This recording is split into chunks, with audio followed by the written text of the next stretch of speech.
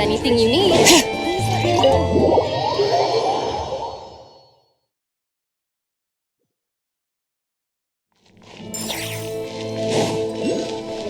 Bring it!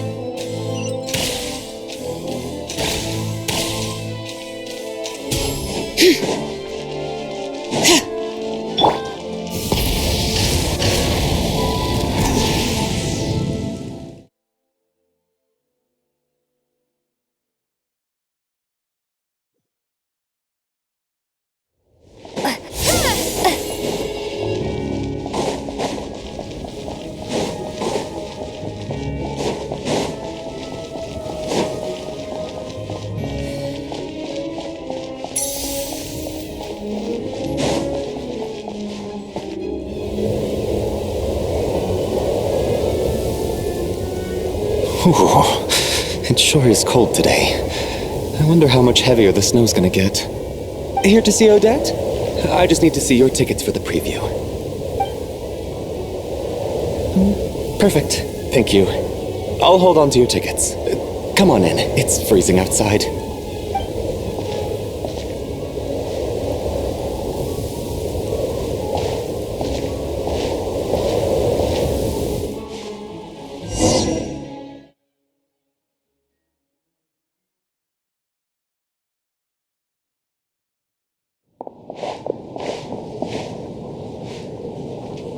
I think I'll leave the Lelet question until after the show's over.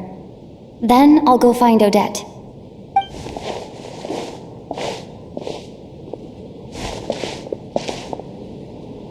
Child said he was originally going to come with Tonya, so I'm guessing Tonya's already here somewhere. Is there anyone here who looks like a Tonya? Let's see. It's a small audience. Makes sense for a preview. But wait, I do see some familiar faces. Mr. Chuganov's back again by the looks of it.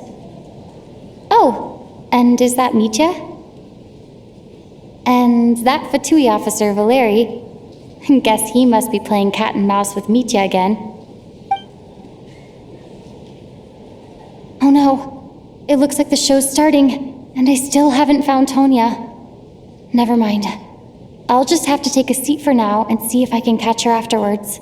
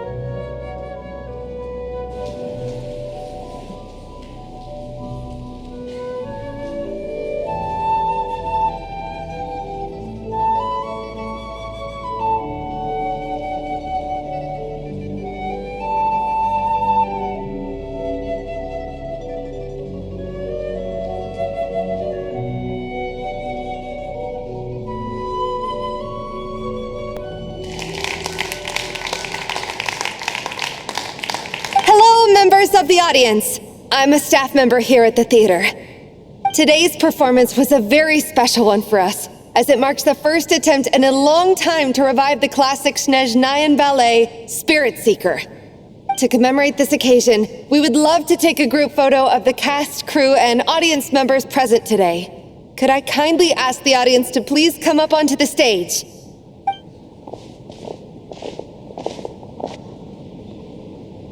All right, everyone, huddle in a little more. Now, look at the camera. 1, 2, 3.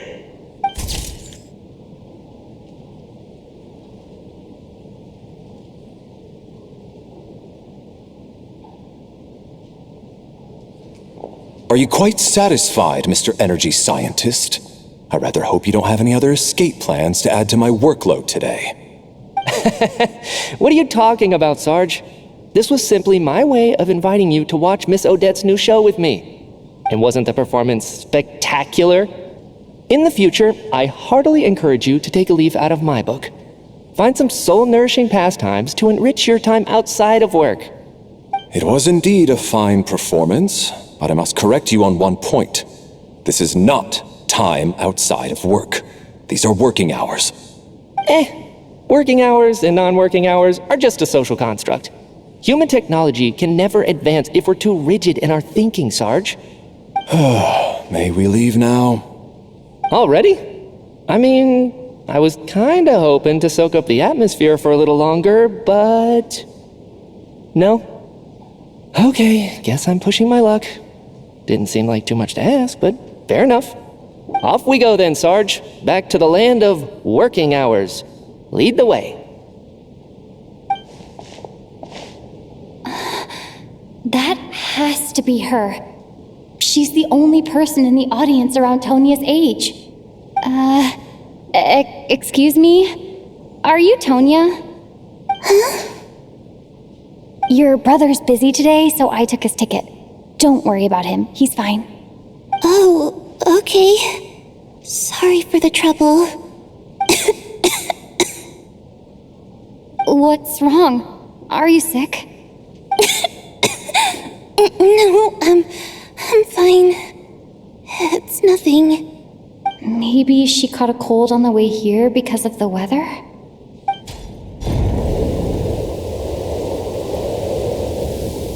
I haven't seen snow like this in a long, long time.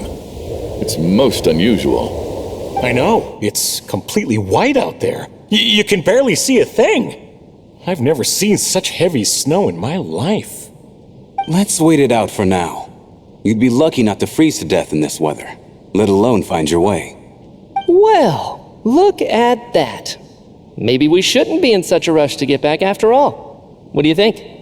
Let's wait and see. Why do you need to take it so seriously? Fate has given us this wonderful chance to take a break. We owe it to ourselves to make the most of it.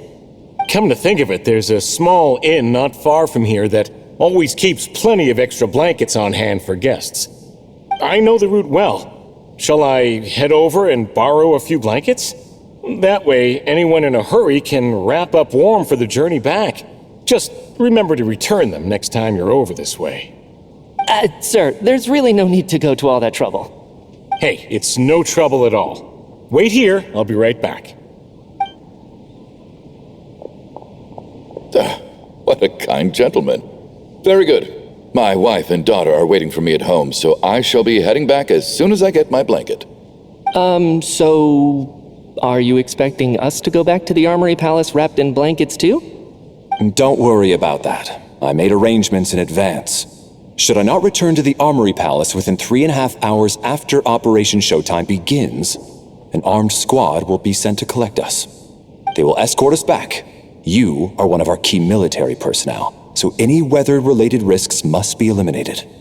Operation Showtime? So, wait. Every single time you drag me back to work when I sneak out, it's a whole official operation? I gotta say, you've really turned this into quite a moral dilemma for me. It's snowing pretty hard out there. I think you should stay here for now. You seem a little under the weather. Sure. My brother might come pick me up in a bit anyway. Time to get to work. I should head backstage and find Odette. I need to look her in the eye and ask her about Lelek. Excuse me, are you looking for someone?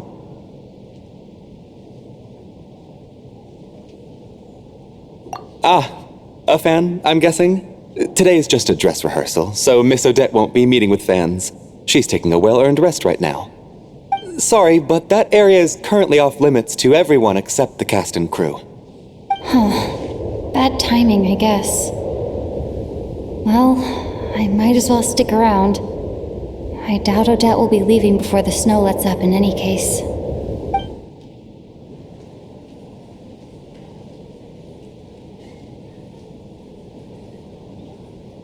What happened to the gentleman who went to fetch the blankets? How has he still not returned? I was thinking the same thing. It's still snowing very hard. Do you think something might have happened to him? Whatever the reason for his delay, I must say I hate nothing more than people who make empty promises and fail to deliver. Well, I have to treat my employees like that on occasion, but that's different.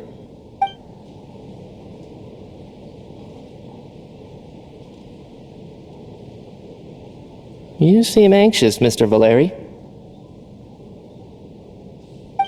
It's been nearly 4 hours since I left the armory. The army should have arrived to extract us by now. They know how much I despise tardiness and disrupted plans. There's simply no reason that they shouldn't have shown up by now, barring exceptional circumstances. Surely a snowstorm like this one counts as such.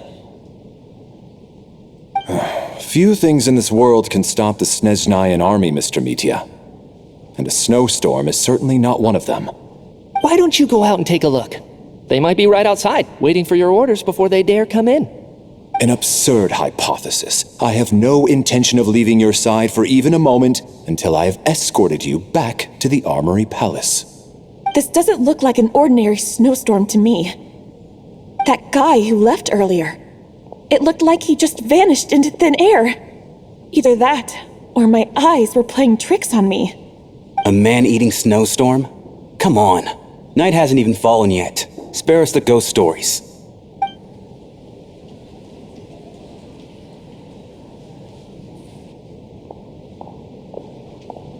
Traveler, didn't know you were coming today. How come you didn't say anything? Oh, right. I assumed you were looking for me and Vodenitsa. Odette's still backstage. Whoa, that's quite a snowstorm out there. I've been working backstage this whole time, so I didn't even notice. No wonder the audience hasn't left yet. Huh. Is weather like this rare even in Snezhnaya? Yeah, snow like this. I'm sure I've seen it out in the wild before, but never in the city. Actually, I take that back. I don't think I've seen snow this bad even in the wild. This is something else. It's not normal. If even Alosha thinks snow like this isn't normal, could it have anything to do with that monster people have been talking about? We can't stay cooped up here forever. Someone needs to go out and take a look. No need. I have plenty of experience with snowstorms. Besides, I work here while you're an audience member. I should be the one to do it.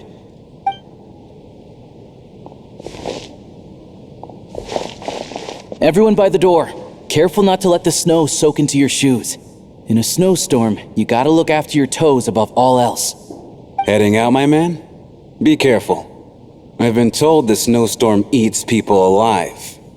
Thanks for the advice. I am planning to be careful. I just want to take a quick look at the situation out there.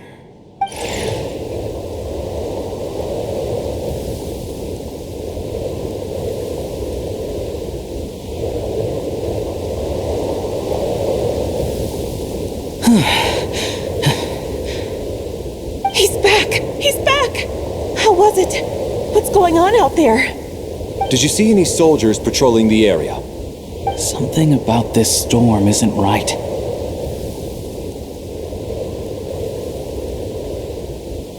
There's no one out there.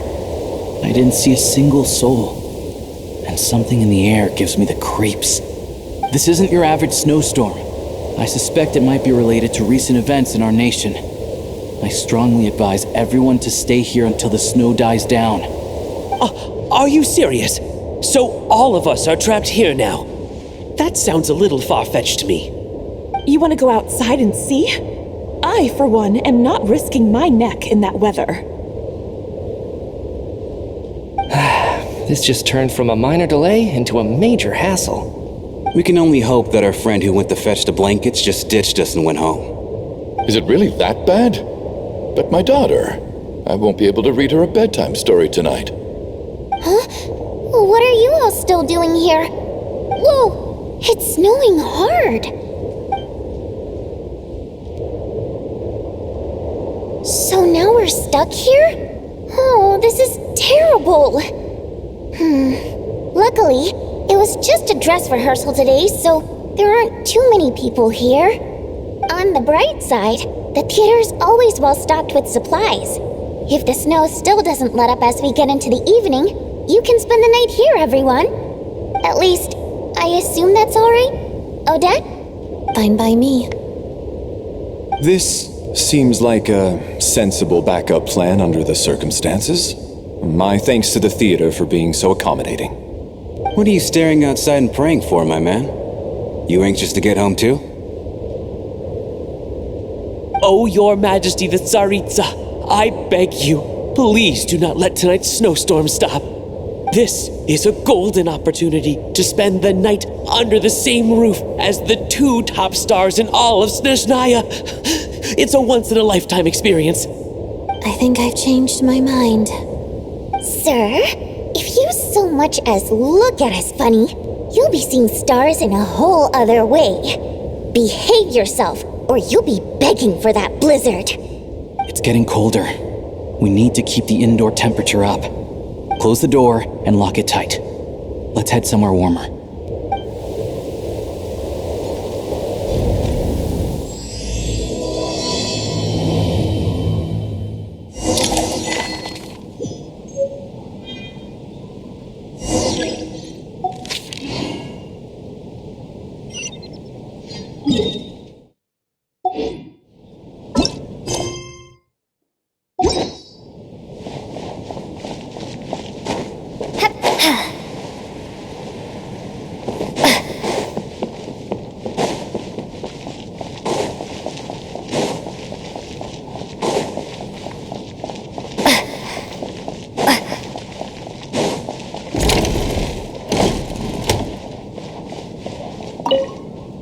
And then there's the aristocrats. Easiest of all to deal with. You don't need to use any force whatsoever. All you have to do is show them the rope you plan to tie them up with. Do you know why? I don't. Do tell. Because nothing horrifies them more than the thought of a cheap, coarse rope leaving creases on their precious million Mora coat. They'll do whatever you ask to avoid that fate. Unexpected, but funny nonetheless. Tell me another one. Oh, look at that. I got myself a new listener. Hey there. Let me introduce myself. The name's Shram, and I'm a mercenary. The kind that gets paid to do odd jobs for rich folks. And I am Chuganov, an entrepreneur. If my name is unfamiliar to you, you will no doubt have heard of my factory, the renowned Iskra manufacturing plant. Are you really that famous, Mr. Chuganov? How come I've never heard your name before? Excuse me? Is that a joke? Or are you being serious? Oh, I'll have to ask my rope later. It's probably tied up more entrepreneurs than I've ever heard of.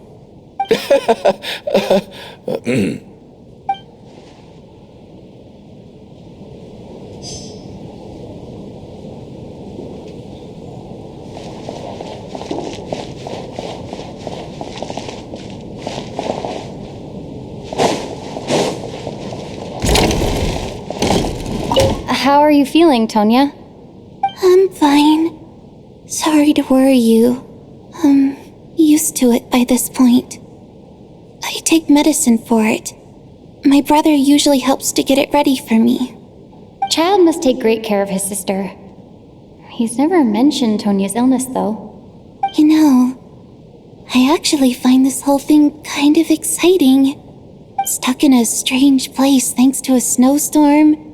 Having to spend the night with a bunch of interesting characters. It's pretty cool, don't you think? Exactly. It's like one of those stories where an ordinary school trip turns into a magical adventure. I've always wanted something like that to happen in real life.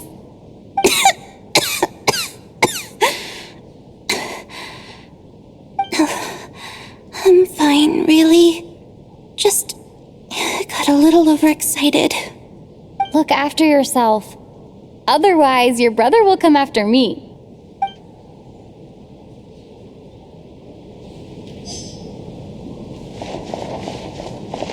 My husband has major trust issues. To him, I doubt even this snowstorm is a good enough excuse for me to stay out all night. That's the price of marrying into wealth. You'll get used to it. I'm not about to stop you if you want to leave, but don't drag me along. Hello? Can I help you?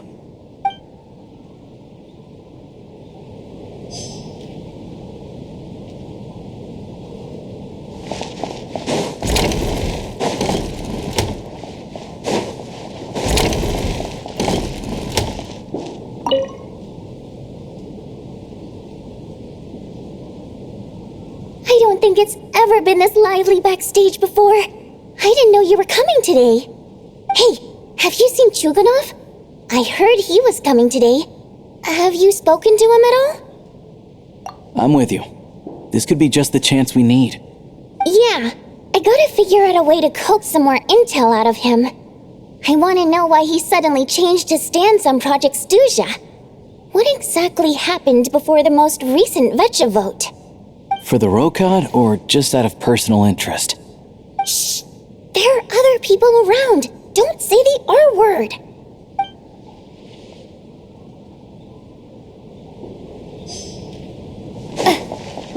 I have to say, even though today was a rehearsal and there were some hiccups along the way, Miss Odette's performance was one of the best I've ever seen, even compared to an actual show. Oh, I couldn't agree more, especially considering the weight of the subject matter. It takes a truly seasoned professional to do justice to a theme like love and regret. Do you think we were coming on too strong? Odette's ignoring us again. What about you? What did you think of today's performance? Really? That means it wasn't captivating enough to draw you in. I'll work harder to win you over next time. I'll make sure to save a ticket for you when the show's performance ready. This doesn't seem like the time or place to bring up the subject of Lelek. I need a chance to speak with her in private. So unfair. Talk about double standards. And now it looks like I've been spotted.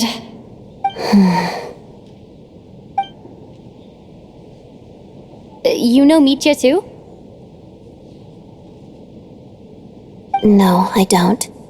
I just have a feeling that he might be dangerous.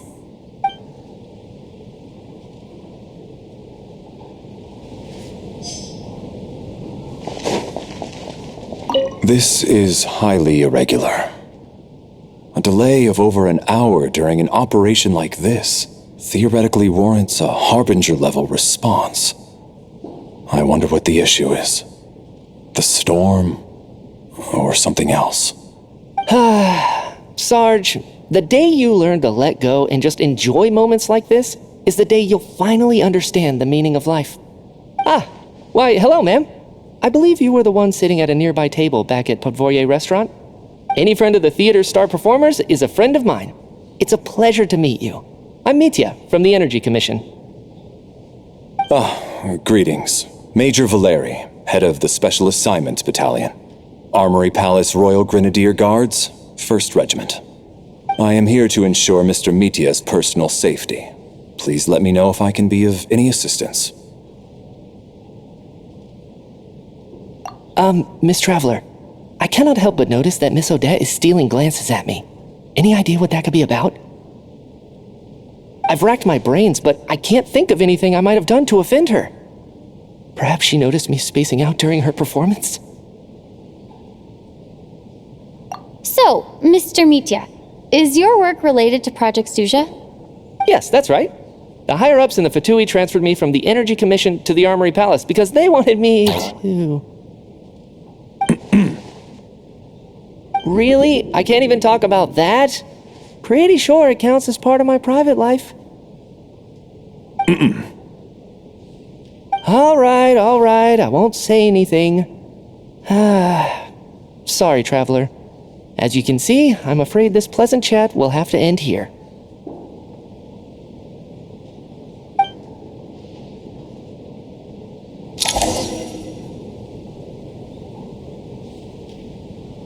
How's it looking, Alosha? No change from this afternoon.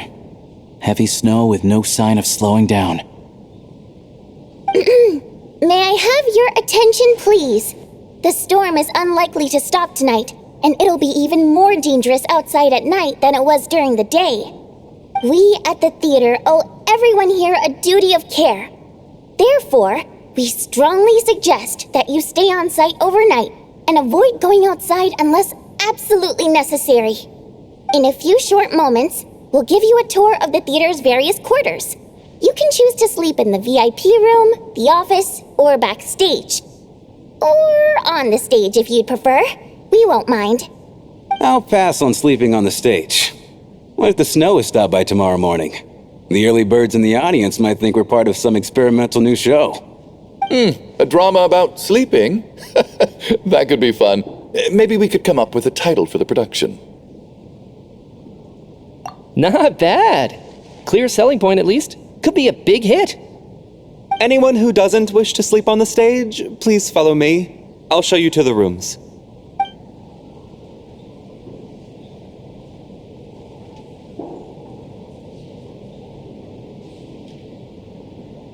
I guess I'll call it a night. Though I feel like I won't sleep very well without Paimon here. I'm sure she'll be worried that I haven't made it back yet. But as long as she looks out the window, she'll probably realize what's holding me up. I wonder if she's feeling any better yet? At least she hasn't been getting any worse. Still, I should try and get back first thing tomorrow morning.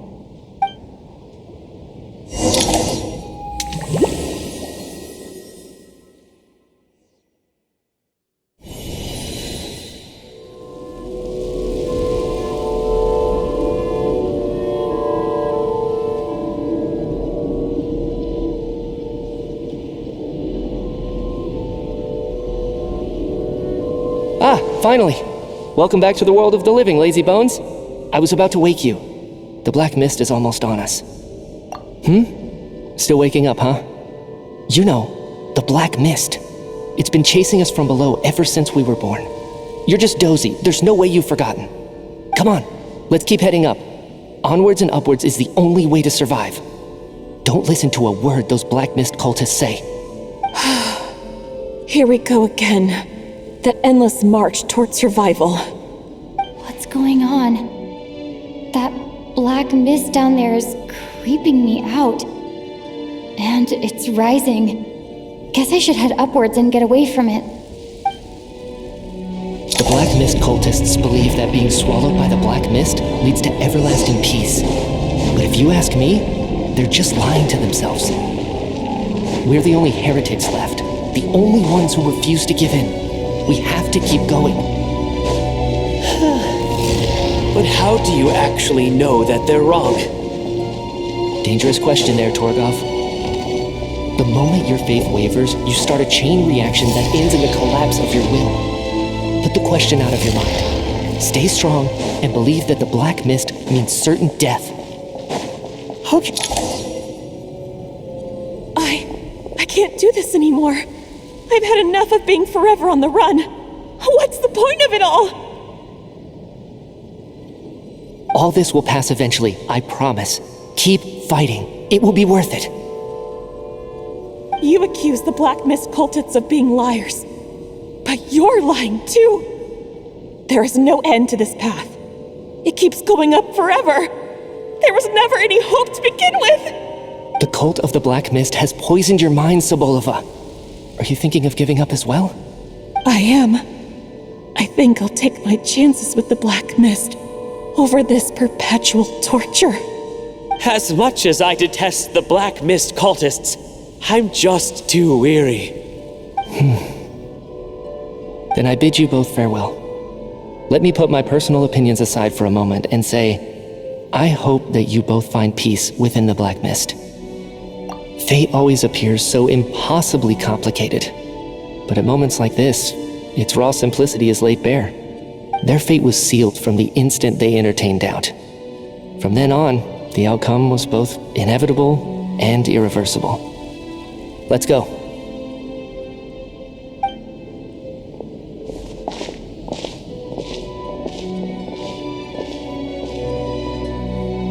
Torgov and Sobolova are gone. I never thought the day would come when even they would be swallowed by the Black Mist. It's just you and me now. Yes, it looks like it's satisfied. For now. This happens from time to time. But it won't be long before the Black Mist starts chasing survivors once again. No one knows how to stop its advance for good. Well, we should make the most of the precious moments of rest that those two bought for us.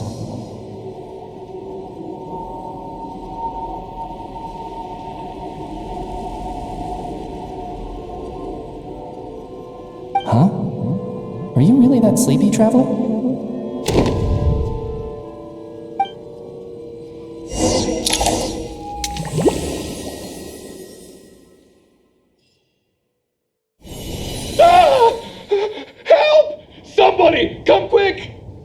What is it, Chuganov? What's wrong? Huh? Is it morning already? What's all the commotion?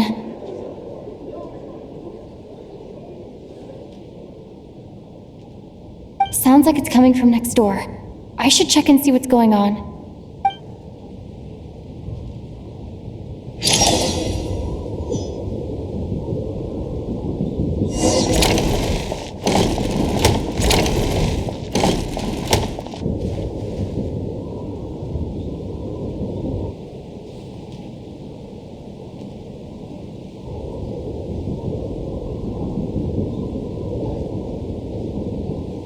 Don't look, Miss Tonya. Stay here. Okay. What happened to them?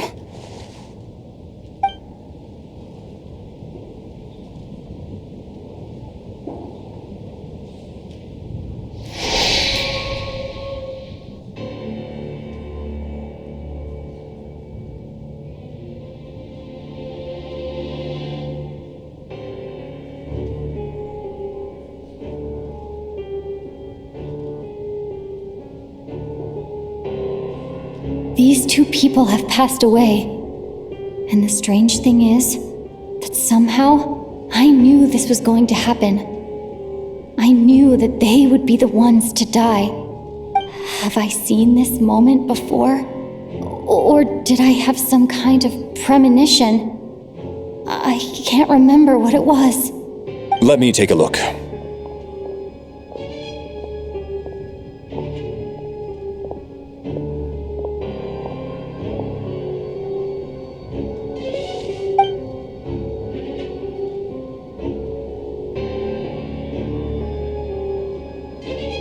No vital signs in either of them. They're dead. The cause of death, however, remains unclear. No wounds on the bodies, no signs of a struggle, and no skin discoloration caused by the buildup of toxins. But just last night, they were chatting and joking away. This is so sudden. Could they have had pre-existing medical conditions? Even then, the odds of them both dying of sudden complications on the same night are extremely low. It's hard to believe that they died of natural causes, nor does this appear to be a suicide.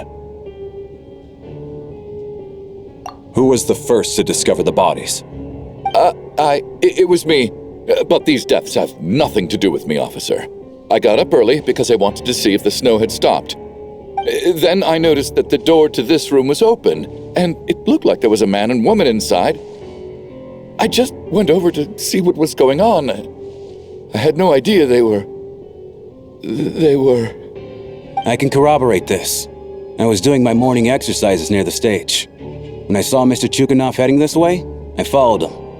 I can also confirm that I didn't see a single person approach that room before him. The snowstorm was raging all night, and it's still going now. There's no way someone could have come in from outside, correct? You mean an intruder? No, not possible. I slept by the door last night as a precaution. There's no way I wouldn't have noticed if anyone had tried to open it. Everyone, split into pairs and search the theater for anyone in hiding or any signs of suspicious activity. I'll follow up with a full search of my own shortly. Go, there is no time to waste.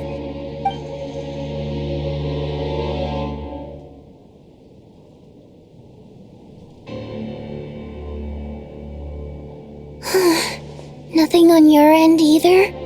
Backstage is clear. No signs of suspicious activity. We checked the basement. Also clear. I don't think there's anywhere here that a living person could hide. Are we certain that the theater doesn't have a back door? Or any tunnel or passageway wide enough for a person to fit through? No, there's nothing like that. If people were sneaking in through some secret tunnel to avoid buying a ticket, we'd have sealed it off ages ago. I also checked the windows. All of them are locked from the inside, and there's no sign of anyone entering or leaving. It sounds like we can safely rule out the intruder theory. If anyone came in during the night in this weather, there'd be no way for them to avoid leaving footprints or water stains. This can only mean one thing. It's like one of those murder mysteries you see in novels and plays, isn't it? The ones where the killer is one of us.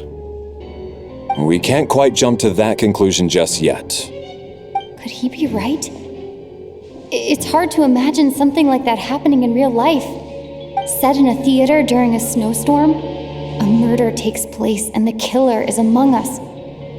It's such a classic trope that it seems unbelievable. Looking at who the killer targeted and the clean entry and exit, it all adds up. I know what this is. It's obvious now that I think about it. What is? What have you figured out?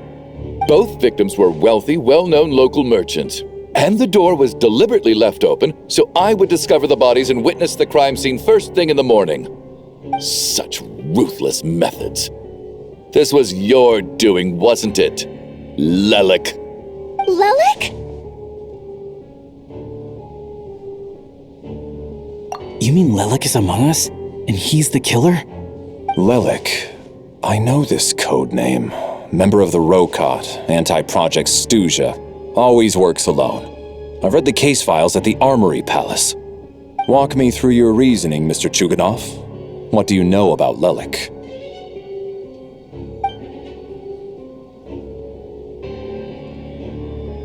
What now, huh? What now, Lelik? What more do you want from me? I already voted against Project Stuja at the Snezhnograd Vecha. You snuck into my house the other day while I was asleep. Left a threatening letter. And I did all that you asked. But Project Stuja cannot be so easily shaken. Not with the rooster in charge.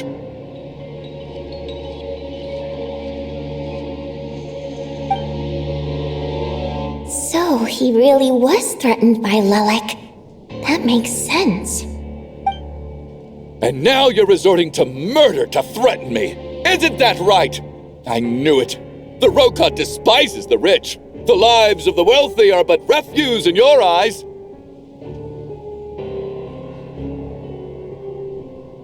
Show yourself! Which one of you is Lelik, Tell me! I'll do whatever you want! Just stop playing these mind games!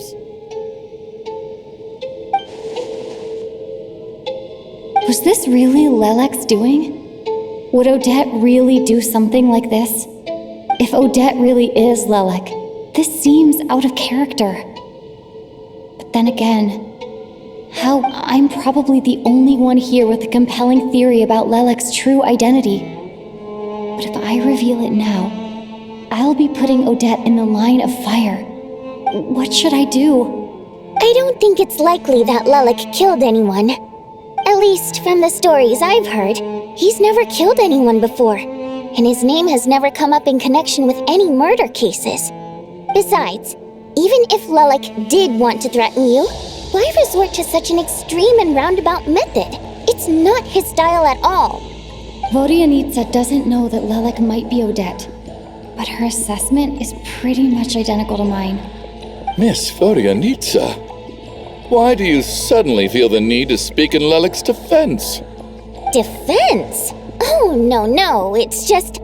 I'm worried that we're jumping to conclusions here, so I wanted to share my point of view. Also, I don't think the Rokot is as bad as you're making it out to be. Well, if you think I'm so wrong, what's your theory then, Why don't you tell us who the killer is?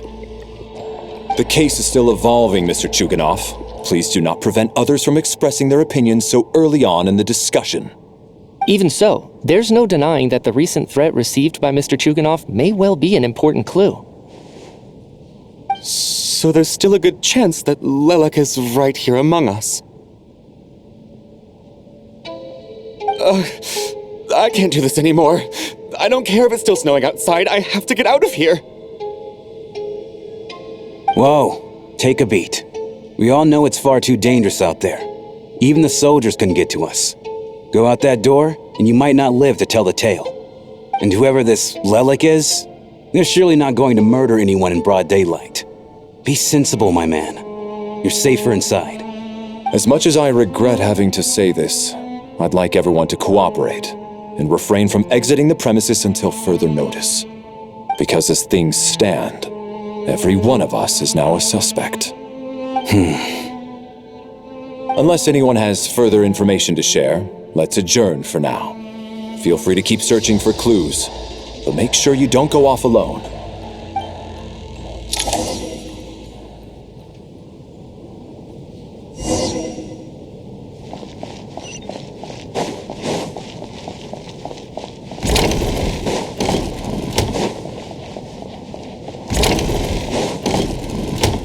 You're right, that was my bad.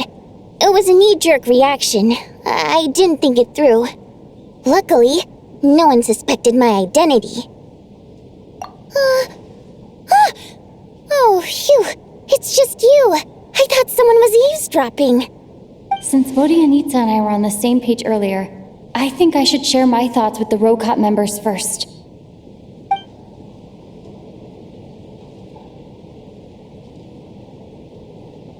Whoa. Are you serious? I don't know if this counts as gossip, but it's definitely on track to be the juiciest this whole year. Odette? Really? Odette? Oh God, how dumb does this make me look? Lelek has been right under my nose this whole time, and I didn't notice a thing. Actually, it's exactly what you'd expect. Sometimes, hiding in plain sight is the best strategy. And now that you mention it, the more I think about it, the more sense it seems to make. It all adds up. What are we up to now? 1, 2, 3, 4... Odette's identities. She's my coworker, specifically a ballerina, and also a Fatus, a member of the Rokot. Now, Lelek. It must be so exhausting. I just want to give her a hug. I guess since I've always known her as a member of the Fatui, it never even crossed my mind that she could be involved with the Rokot, let alone be Lelek. I don't understand. If she's with the Fatui, what reason could she have for being so opposed to Project Stusha? Probably best if you ask her that in person. Well, since you waited until now to bring this up instead of announcing it to everyone earlier, does that mean we're all on the same page here? Yeah, Lelek may not follow orders from the Rokot leadership, but as far as I'm concerned, she's never crossed the line. If anything, her actions benefit the poor. We need to confront her face to face. Do you think she'd really admit to being Lelek? I don't know. We'll have to see how it goes. For now, we'll work on the assumption that she didn't kill anyone, and see how much she's willing to tell us.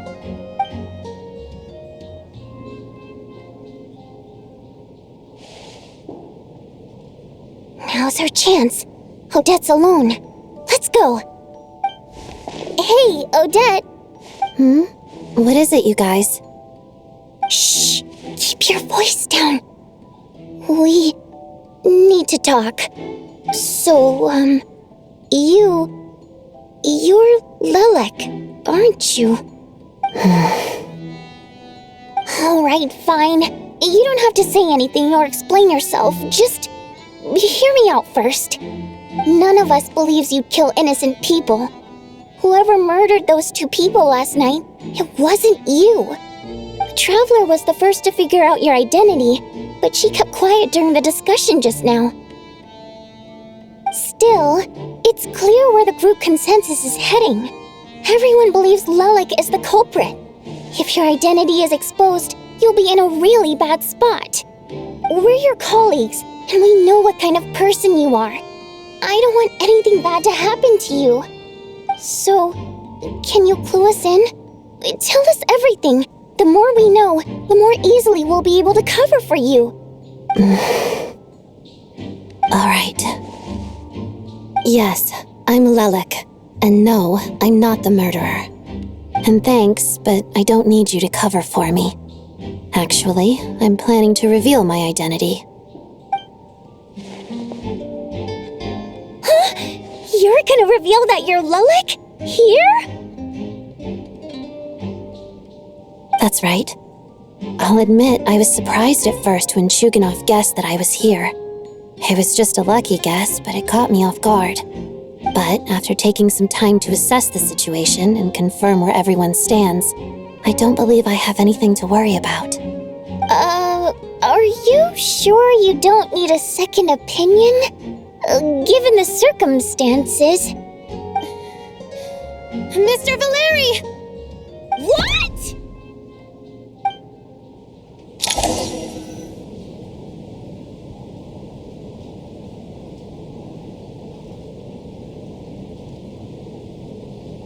So, Odette is Lelik? I don't know what game you're playing, but you've got a lot of nerve. It's just one identity. So what if it's exposed? I can disappear and adopt a new identity anytime I please. I made my peace with this when I chose to become Lelik.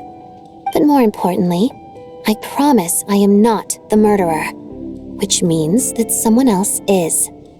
So, if anyone still insists that I did this, you'd best produce the evidence now. Otherwise, I suggest that you bite your tongue. Because if you really believe I killed 2 people without making a sound or leaving a trace, pointing fingers at me would surely only make you my next target. Is this really the truth, Miss Odette? That's confidence, all right. I believe you. A real no-nonsense attitude. I can see why Marionette said that she's on track to inherit the title of the Fair Lady. Are you seriously buying this? Hey, officer! She just admitted to being Lelik. Aren't you going to do something about this? I do have one question, Miss Odette. Why have you chosen this moment to come forward and reveal your identity? If I didn't say anything, everyone would be focusing all their efforts on finding Lelik. And that is exactly what the real culprit wants. I don't want to be the scapegoat who lets the murderer get away with this crime. Despite all the accusations, she made the smart choice. A remarkable display of rational thinking under pressure. Clearly, Odette's talent extends far beyond the art of dance. She thought so far ahead. Ugh, why do I always feel like I'm one step behind her in everything? You've convinced me. Dealing with the murder case remains the top priority right now. Let's put the name Lelik and all related incidents aside until further notice. Nevertheless, the group still considers you the prime suspect. I assume you have no quarrel with that, Miss Odette? I understand. You're welcome to keep an eye on me around the clock. I have no objections. Mr. Chuganov? For my wife and daughter's sake, I'll let you off the hook for now. But don't think you're forgiven for breaking into my house and threatening me. Just wait till we get out of here, Lelik. We'll settle the score then.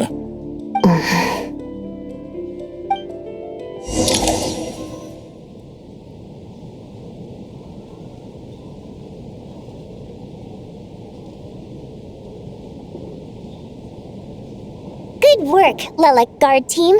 And Lelik, too. Here, have some hot water. Turns out Valeri knew about my exploits, so now I've been told I have to guard Lelik with him. Shouldn't you be facing my way if you're guarding me? At the moment, it looks more like you're my bodyguards. If the true culprit is indeed still at large, as you have claimed, we must keep our guard up against them also. Don't worry, Tonya. We'll get through this. Once the snow stops, the officials will step in. The investigation will get easier, and then we'll be safe. But once the snow stops, won't everyone just leave? You're gonna miss us, huh? Well, some of us work at the theater, so we'll still be here. I'll even give you a special backstage pass. Really, Miss Motoyanitsa? That's awesome! You've made a fan for life. Aw, you're so cute, Tonya. All right, let's swear to it. I promise to give you the pass, and you promise to never change your mind about being my fan. Promise. Don't indulge her, Tonya. You don't have to swear an oath over things like that. You really do get carried away sometimes, don't you, Miss Vodyanitsa? Hey! Mind your own business!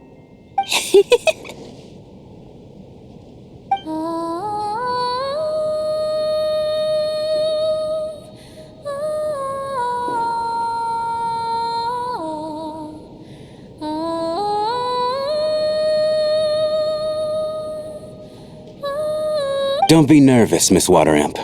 Everyone's here. There's nothing to be afraid of. Excuse me? Do I look nervous? Don't be ridiculous. No. You sound nervous, lass. Oh. Wait, but how... Okay, plenty of people know that I'm a water imp, but still... How come you understand our primary mode of expression? Primary mode of expression. I've not come across that concept before. Do enlighten me, Vodyanitsa.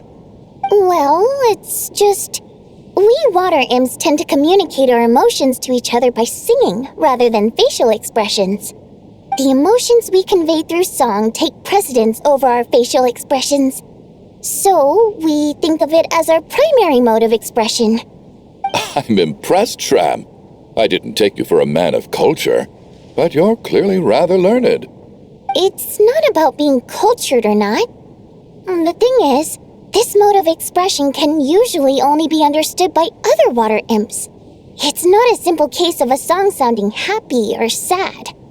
And yet, you're clearly human, Mr. Shram. It's really not the big deal you're making it out to be. I think I just have a knack for it. Plus, I have a... very close friend who's a water imp. A delightful lady. But keep that a secret. Anyway, we spent so much time together that before I knew it, I noticed I could understand her expressions. Oh, I guess that makes sense. Still, the fact that you have a water imp friend is even more surprising. I'd better watch what I'm singing when I'm around you from now on. Hey, what are you implying? You're not secretly insulting the audience in your songs, are you? Heavens, why would I do a thing like that? It's getting late. We should discuss our sleeping arrangements for tonight. To guard against the killer, someone needs to keep watch. I suggest that we don't sleep in separate quarters tonight. It will be safer if we all stayed together. As long as someone keeps an eye on Lelik, I'm quite sure we won't have any trouble. Are you saying that you wish to bet your life on Miss Odette being the killer? Nonsense. Of course not. Then I propose the following arrangement for tonight. The Traveler, Odette, and I will form the Night Watch. We'll sleep in shifts, but two of us must be awake at any given time. An excellent idea. This allows us to handle the Night Watch while also keeping an eye on Lelik. Meanwhile, the rule of taking shifts in pairs resolves the other issue. Namely that we can't necessarily trust the Traveler or Valeri either. I expect that plan took you quite some time to come up with, didn't it? Actually, our field combat manual outlines a similar approach. Although the scenario there involves guarding prisoners overnight during field operations. That being said, I must clarify that I harbor no disrespect towards you personally, Miss Odette. In fact, Lelik's numerous covert operations make fine textbook examples for military agents. I care less about respect and more about the fact that you just robbed me of 2/3 of my sleep tonight. I'm calling dibs on being the first to rest. Good night.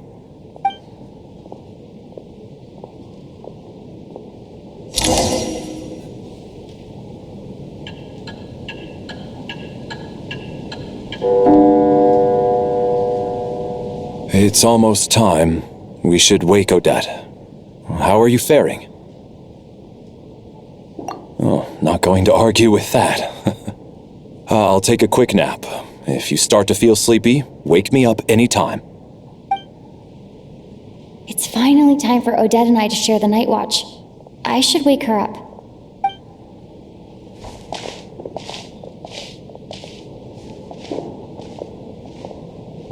I came here to get information from her in the first place. Maybe I should think about what questions I want to ask before she wakes up. How long are you gonna keep staring at me?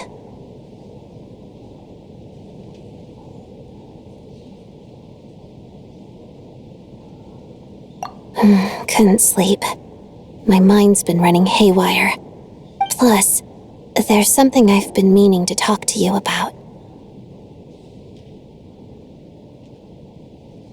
I had a hunch that you wanted a conversation too. Let's take this chance to clear the air, shall we?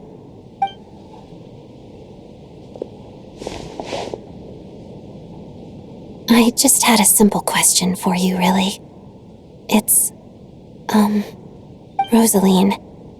In her final moments, did she have any last words or anything?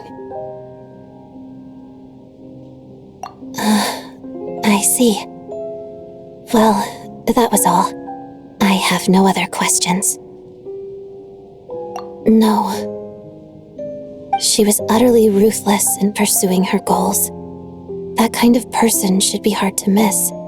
And yet, even though I never approved of her methods, and she was an abrasive person, the fact remains that I am indebted to her. Oh, she told you. I guess that makes sense. I think she and Rosaline were on pretty good terms. Yes, Rosaline wasn't the kind to gossip about this sort of thing. Not that it's any huge secret to me, though. When I was a child, I had to join the Fatui for the sake of my mother and me. I trained under Rosaline. It was extremely grueling, and it didn't exactly come naturally to me. All I could do was try to ignore the biting cold and practice. I was a newcomer who'd managed to make a good first impression on a harbinger. There was pressure to live up to her expectations, to be worthy of the fair lady's reputation. Every day was a struggle against the cold, pain, and fatigue. And most nights, I struggled to fall asleep. After enduring all that, I've become almost immune to the sensation of pain. I suppose that was the cost of survival. Surely, any child who had to experience that would grow to hate her lot in life, don't you think? So, I put an equal amount of effort into my ballet. Because in my young mind, that was the only way to defy my fate. It was my way of telling her, the Fatui's demands and your expectations of me are not what I wish for. One day, I will leave. I think she probably blamed my poor performance and training on my passion for ballet. She knew my heart wasn't in it. One time, when I was secretly practicing a dance at night, she suddenly showed up. I knew she was there to catch me red-handed. I told her, "You don't deserve to watch the dance I learned from my mother." She looked stunned.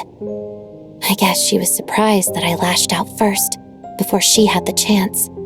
But strangely enough, on that occasion, she wasn't fierce with me like she was during training. Instead, she fell silent for a moment, and then left. After that, she never interfered with my dancing or asked me how it was going. She never came to watch me dance again either. Not even once. She was. But even now, whenever I take out this core Ignis, I can't help but think of that night, of the look on her face. Sort of. Although gift might be too kind a term. This is her flame sealed within ice. A symbol of her favor, yes, but also our way of keeping an eye on people. She knew the location of every piece of core Ignis. If any recipient started acting suspiciously, she'd be on to them immediately. Trust her to make even a mark of approval feel suffocating. So, when news of Rosaline's death reached Snezhnaya, many people immediately crushed their core Ignis. It gave them a profound sense of relief, like they'd broken free from her shackles. But I kept mine. With my sensitivity to pain being as dull as it is, The warmth from this core Ignis is one of the few things I can still feel clearly. I still wonder, did she really come to stop me that night? I wasn't sure, but I was scared, so I said some really awful things. I guess she didn't leave anything behind. Not that I expected her to. It's fine. It's just a bit of a shame that we couldn't settle our differences before the end. She did. Are you sure she was talking about this event? No, she didn't. I didn't even find out that she'd gone to Mondstadt until a while after she'd left. Wait, in that case... Okay, I will. Thanks for letting me know. There's something I'm trying to figure out. I'm beginning to suspect that Paimon's mystery illness is being caused by the energy research behind Project Stuja. Paimon's very important to me, so I have to get to the bottom of this. I figured that since you're Lelek, you might know something about all this. The ultimate goal of this energy experiment is to create a weapon for the final battle. The weapon's construction was completed in Nodkrai. Now, all that remains is to arm it with a sufficiently powerful energy. Yes, the weapon's development and all the related experiments are overseen by Lord Piero, the Jester, and the lab is located deep within the Armory Palace. I'm not sure why this experiment would be making Paimon feel unwell, though. The best way to get to the bottom of it would be to go there in person. Once we get out of here, I'll help you apply for an entry permit. And I'm hardly the organization's proudest member, as you know. You answered my question about Rosaline. I want to do you a favor in return. It's that simple.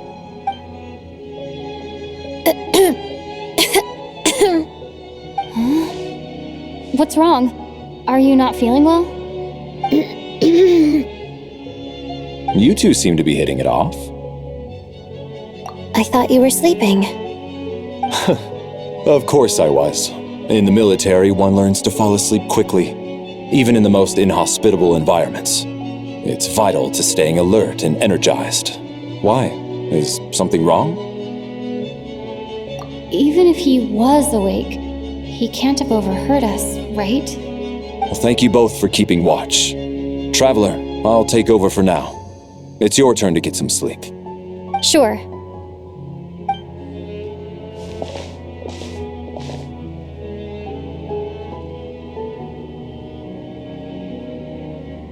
This is our second night here, but at least I found out a little more about Paimon's condition. I hope she's been sleeping well the past couple of days. Why do I feel like I'm being watched? Seriously? Is this payback for when I stared at her earlier? But I thought she was asleep. Never mind. I'd better try and get some sleep myself.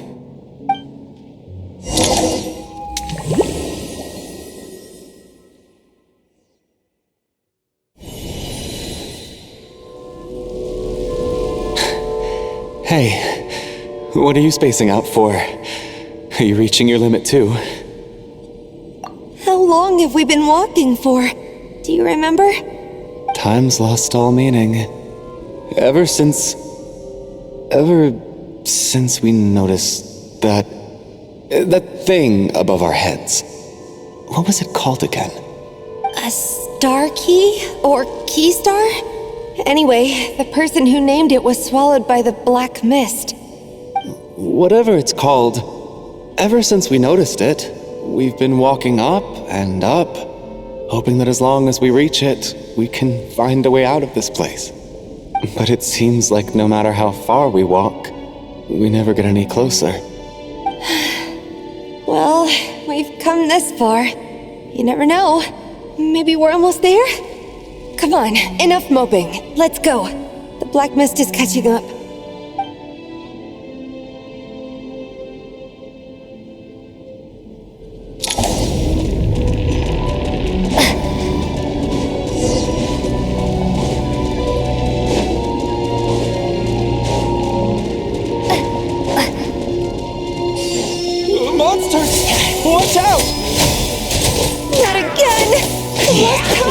time we run into them. Be careful.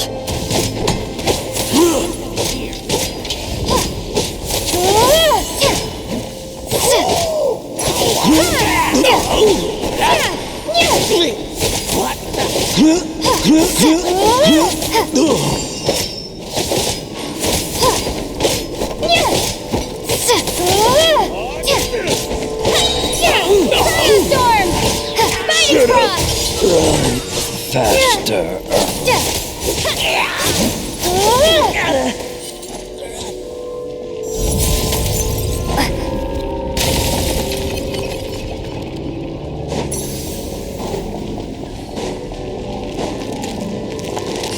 Here they come again. Get ready. You wanna fight? Let's go.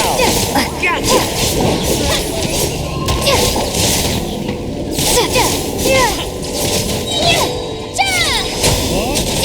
Cryostorm! Settle up. Back up in here. What the? What the?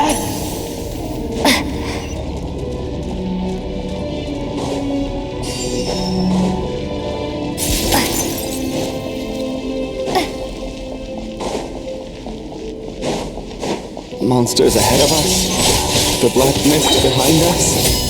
It feels like there's no escape. Fine. Run faster.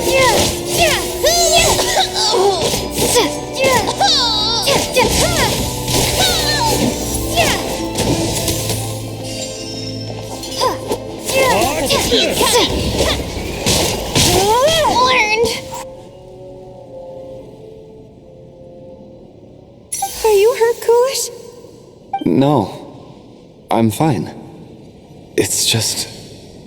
suddenly I don't want to walk any further. I get you.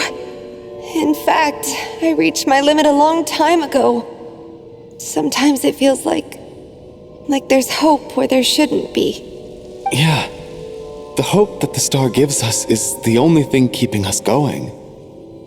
But I'm not sure it's real at all. It may just be a collective illusion. Otherwise, why would it always be out of reach? We know you mean well, but you're only saying that to try and encourage us to keep going, aren't you? Thank you, friend. But enough is enough. Please don't give me any more false hope. Hope is poison in this place. You're going to continue, aren't you? I admire that. I've given up, but I wish you the best. May there come a day that you catch up to the star and leave this godforsaken place.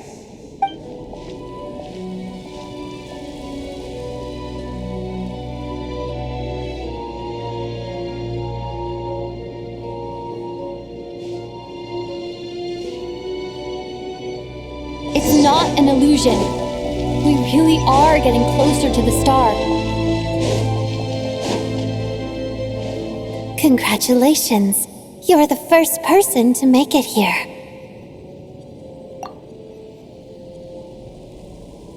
I'm the star's envoy. The black mist has stopped rising. Its hunger is satisfied for now, having devoured your two companions. This is a good opportunity. I'll let you get some rest before we continue. What do you mean, leave? The star represents the starting point. It's the waypoint for the beginning. Congratulations on reaching the starting point. Once you are ready, we will head out and walk upwards. I will be right by your side the whole way.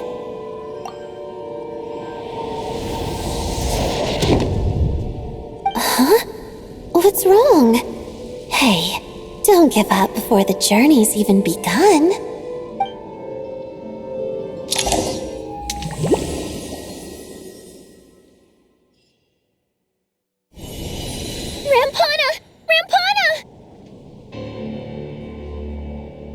Is that Vodyanitsa's voice?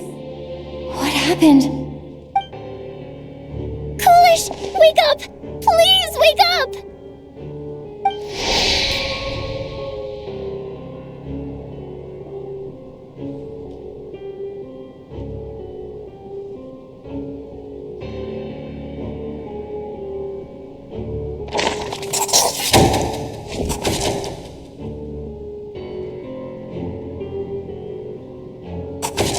The situation is identical to that of the 2 casualties yesterday. We cannot ascertain the cause of death. At least there are some elements that we can rule out this time. They slept on the stage with everyone else, so I suppose the surrounding environment can't be a relevant variable. Rampana. Coolish. Weren't some of us keeping watch last night? 3 of us, in fact. How could you not notice something was wrong? I'm as confused as you are. Certainly nothing unusual happened on my watch. Likewise, and from what I've observed so far, both Miss Odette and the Traveler can be trusted. To be honest, I didn't get a wink of sleep last night. I couldn't help but think I was the target, so I just laid there with my eyes closed. I heard the Traveler and Lelik chatting, but otherwise I don't recall hearing any commotion during the night. Me too. I didn't want to wake everyone up, so I was concentrating hard, trying not to cough. I hardly slept at all. If anything had happened, I'm sure I would have noticed. Then, what could possibly be causing this? Once was bad enough. I can't believe it happened again. I worked closely with Rampana and Coolish for so long. I never imagined that one day they'd... And on the stage of all places... Florianitsa. 4 victims in just 2 days, and we still don't have a single lead.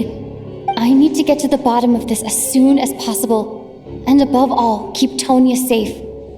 I'd never be able to look Child in the eye again otherwise. Still snowing? Yes, I just checked. Still no sign of anyone outside either. So we only have ourselves to rely on. If you ask me, this killer can clearly strike whenever they please. The Night Watch was a useless endeavor from the start. Lelik must be an expert in poisoning. Clearly she used some poison that can't be detected on the corpse. Here we go again. Listen, I was already thinking to myself last night, was Lelik's reason for revealing her identity the real story? Well, now I have my answer. It most certainly was not. She's been playing us for fools. You get off on this, don't you? Revealing your identity, only to carry on with your killing spree? That's a hideous thought. One that only a hideous mind like yours could dream up. How dare you? That's enough! Yesterday, you named Lelik as a suspect because the victims were both wealthy merchants. Lelik might have had a motive then, but today's victims were just ordinary people. Not to mention that they were colleagues of Odette and mine. What reason would she have to murder them? Let me guess, just to scare you? Who knows? Maybe you don't know her as well as you think. I implore you all to ask yourselves, how many people are there really in this world that have what it takes to kill another person? Not many, I'd wager. Lelik is well known to be a ruthless operator, and now she has revealed her identity. How could it be any more obvious? Everything you've said so far is still just conjecture, which doesn't constitute a concrete lead. You need to back up your claims with some evidence. How can you defend her, officer? What did she say to you while you were on night watch? Maybe I shouldn't be so surprised. You military types are always colluding with criminals to target the rich. All so you can get your grubby paws on our hard-earned fortunes, then tell us to fall in line. The Fatui, the Druzhna, and the Rokot. Thugs, the lot of you. Don't you dare. Sir, but you were the one who told us not to stop other people from expressing their opinions yesterday. 4 people have already died. Only yesterday I was chatting with Mr. Coolish. Then we woke up in the morning and he's... Turning against one another is the last thing we should be doing right now. Little girl.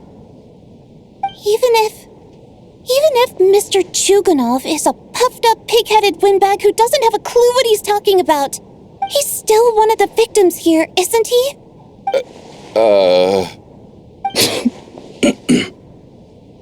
I had no intention of resorting to violence.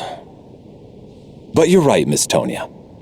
I ought not prevent him from speaking his mind.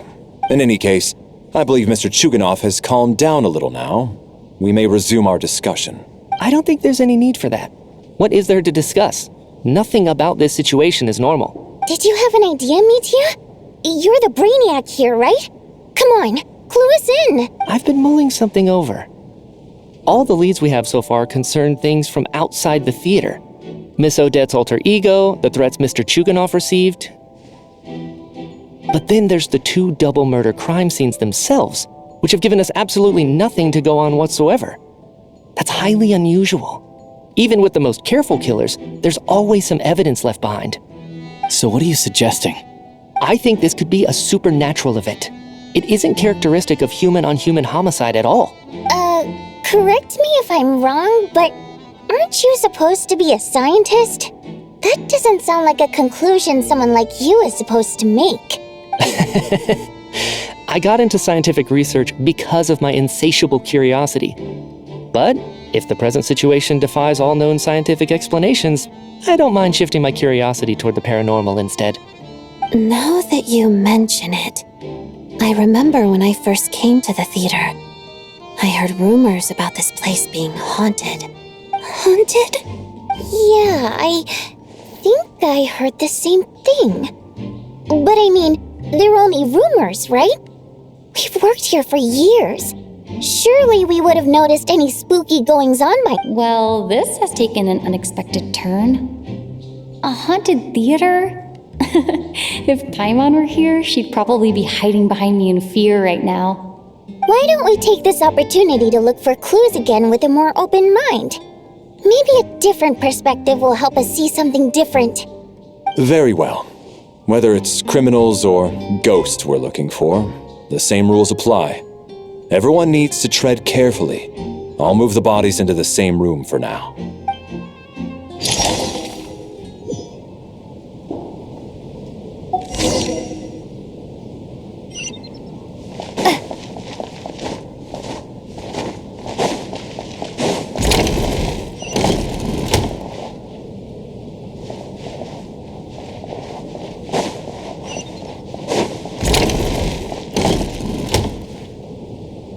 Valeri, come take a look at this. You too, Traveler. Some sort of notebook. What is it for? It's the on-duty logbook for the theater. Coolish was the main person to use it. He mostly used it to record any unusual incidents during a show, audience numbers, exit times, and so on. Yes, he'd always have this logbook with him when he checked tickets at the entrance. This should confirm a lot of key details about the recent show. So, you find anything unusual? Yes. The number of people. I've checked and double-checked, but the numbers just don't match what's recorded in the logbook. Apparently, we have an extra person among us. Are we certain that logbook is accurate? Could someone have sneaked in without buying a ticket or something? Unlikely. Coolish took his duties very seriously. I've rarely seen any errors in his work. Not to mention that this was a dress rehearsal, meaning smaller audience numbers and tighter ticket restrictions than usual. Everything would have been well within his control. We no longer have our tickets with us, do we? They got collected on entry. I assume there's no way we can check them again.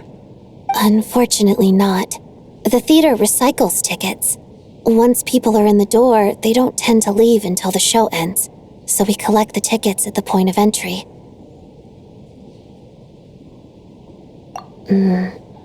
Still, I'm inclined to believe that this discrepancy in the head count is significant somehow. Did an extra person just materialize out of thin air?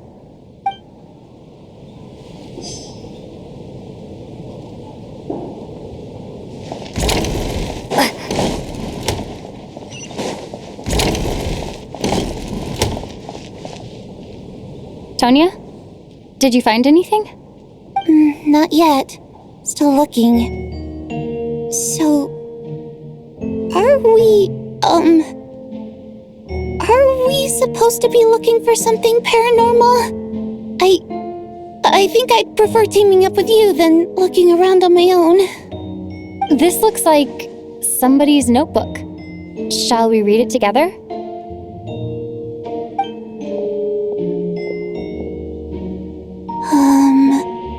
Well, it doesn't look scary or anything, so I guess it should be fine. All right, let's read it together.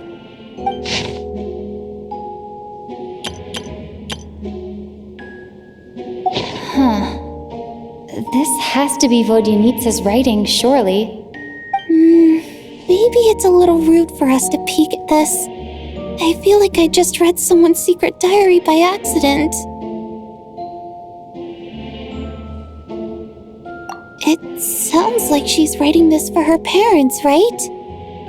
I don't understand. Why put this stuff in a notebook instead of mailing it in a letter? Because her water imp parents belong to the aristocracy, who were driven out of Snezhnaya by the Tsaritsa long ago. And now they live somewhere new, where the postman can't get to. We're sorry! It's fine. My fault for not storing it properly. I can't leave things lying around and expect them to get ignored when everyone's scouring the place for clues. All right, give me my notebook back. I'll take over the investigation in this room.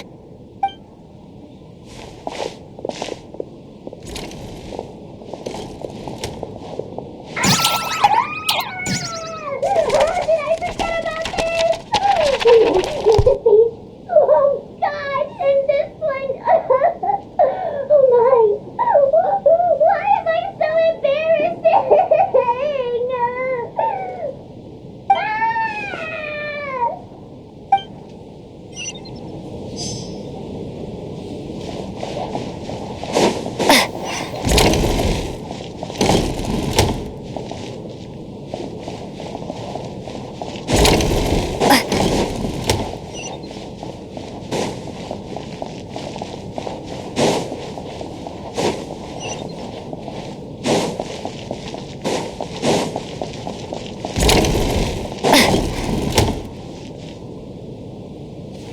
Traveler. Since you're here, come take a look at this. Alosha found it. We're both curious to hear your perspective. It appears to be an investigation report. And the focus of the investigation was the rumors of haunting we heard about earlier.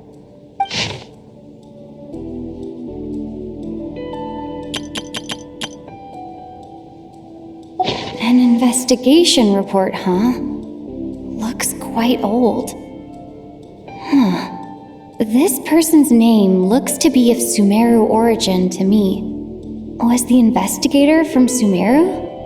The theater manager must have hired an investigator once specifically to look into this issue.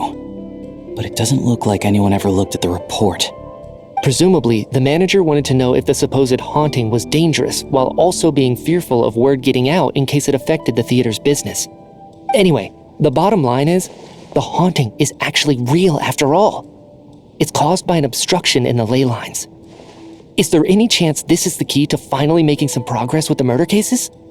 Ley line problems are pretty unexceptional to me by this point. And while it certainly offers an explanation for the ghosts, it's hard to imagine what connection it could have to these two murder cases. Some of the language that appears at the very end of the report caught my eye. Angel civilization, ley line renovation? My area of research doesn't touch on any of that, so it's completely outside of my wheelhouse. Huh? A piece of paper just fell out from the report. It landed right by your feet.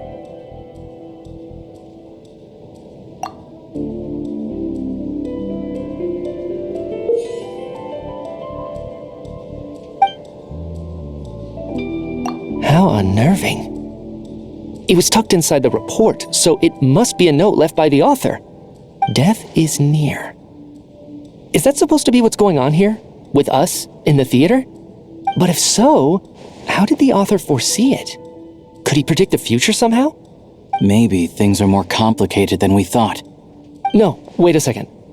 If we take the report and the note at face value, they completely contradict one another. The report definitively concludes that the hauntings in the theater are harmless and cannot affect the real world. But the note seems to be warning of potential danger. The question is, what exactly does the note mean by death?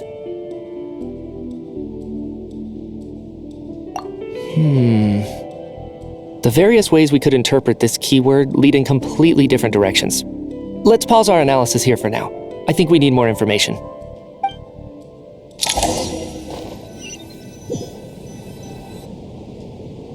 If we take all this together, it's not impossible, is it? If anything, it's the natural conclusion. Oh, I beg to differ. This sounds to me like a product of a researcher's vivid imagination. And perhaps it's because I'm still viewing this through the lens of a typical murder investigation. But still, I'm struggling to be persuaded by your theory. Does it really sound that far-fetched? Alright, well, let's treat that as speculation for now. I do agree with what you've said, so let's go with your idea for now. Good. Okay, now that we finally have some meaningful leads, I think it's time to reconvene. Let's get the others.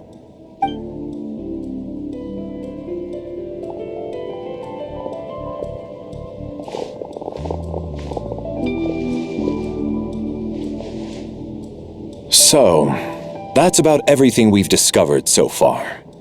I'll share my theory first. Based on what we've learned from the logbook, I believe the extra person among us is most likely the killer. If the killer had simply bought a ticket, it would have greatly increased the risk of their identity being exposed. I expect he or she either hid in the theater ahead of time, or found a way to slip past the ticket inspection. They then blended in with the group and waited for an opportunity to strike. What about the note found in the investigation report? Any thoughts on how that fits in? The killer may have simply planted it there as some sort of sick joke. I've seen my fair share of psychopathic killers. They love playing cryptic mind games. So, it has nothing to do with the haunting of the theater after all. This theory makes sense to me. If we have an audience member unaccounted for, chances are they didn't come here to watch the show. Could it really be that simple? So, in other words, all we have to do is find out who got in here without a ticket, and all our problems will be solved? Then let me make one thing clear. All the theater staff should be well aware that I came here for the rehearsal legitimately, yes? There's no way I'm the one who didn't have a ticket. It's true. I hear you used every trick in the book to get a hold of that ticket, too. Everything short of throwing a temper tantrum and rolling around on the floor at the entrance. I most certainly did not degrade myself in such a way. Probably a stupid question, but I might as well ask. Did anyone here get in without having their ticket checked? Hmm? Guess it was naive of me to expect them to just admit to it. Especially after the unprompted Lelic reveal. Once was already a miracle. Twice would be unfathomable.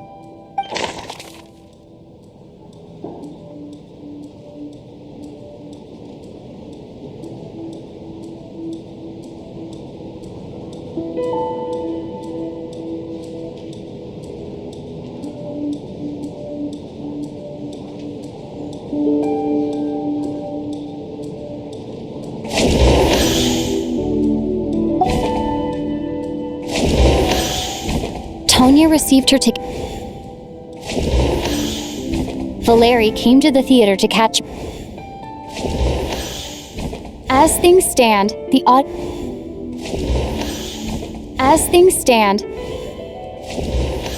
I got my ticket from Child. Valeri came to the theater. As things stand, I don't believe any of us here knew Shram before all this. Mr. Shram, Did you really go through the ticket inspection to get in here? Huh? Me? Why am I being singled out, my friend? Do I seem that suspicious? It's not that you stand out as suspicious, more that everyone else has been ruled out as trustworthy. Okay. Well, we spent the best part of 2 days together now, so I'm sure you can all tell what kind of person I am. I'm a true gentleman. I never dream of doing something like sneaking to the theater without a ticket. Yeah, I have no doubt that you're a good person. But the problem is, none of us here actually know you, so no one can say for sure that you are who you claim to be. Although, actually, what was it you said last night? Yeah, you're friends with that water imp, which is why you understand our primary mode of expression. Last time I checked, there were barely any of us remaining in Snezhnaya, since most of the water imps left. Could you tell me a little bit more about your friend? There's a good chance I actually know her. And I suppose it's also kind of a way for everyone else to get to know you a little better.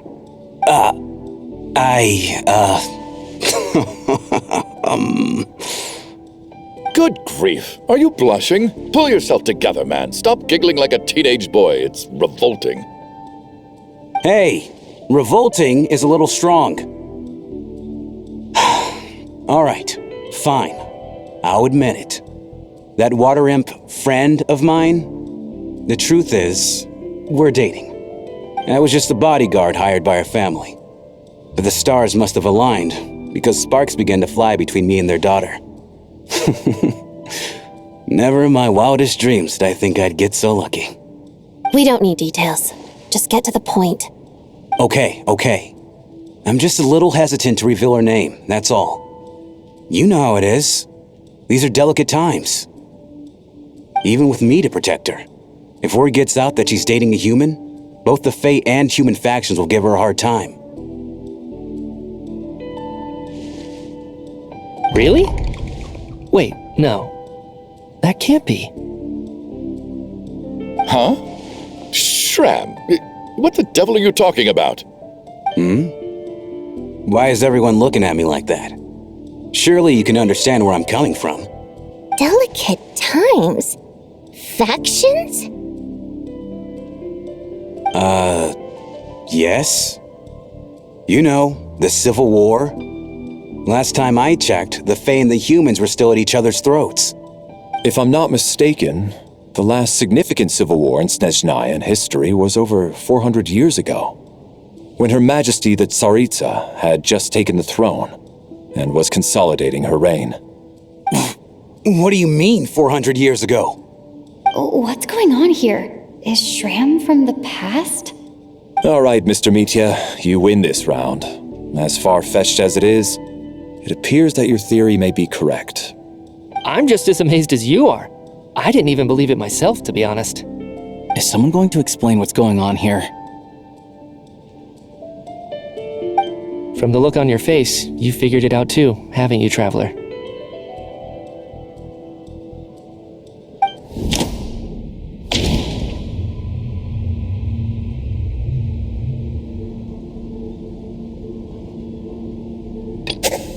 That seems to be the... Vodianitsa's The theater's ley lines have been... Mr. Shram's statement proves he's from hundreds of years ago.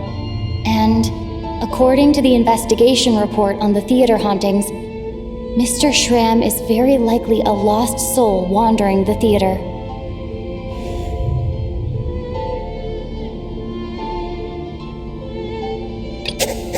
That's not it. This is Mr. For some unknown reason, the soul that has been wandering the theater due to the leyline issues has joined our group and blended in. Yeah, that must be the immediate reason why the ticket count doesn't match the number of people present.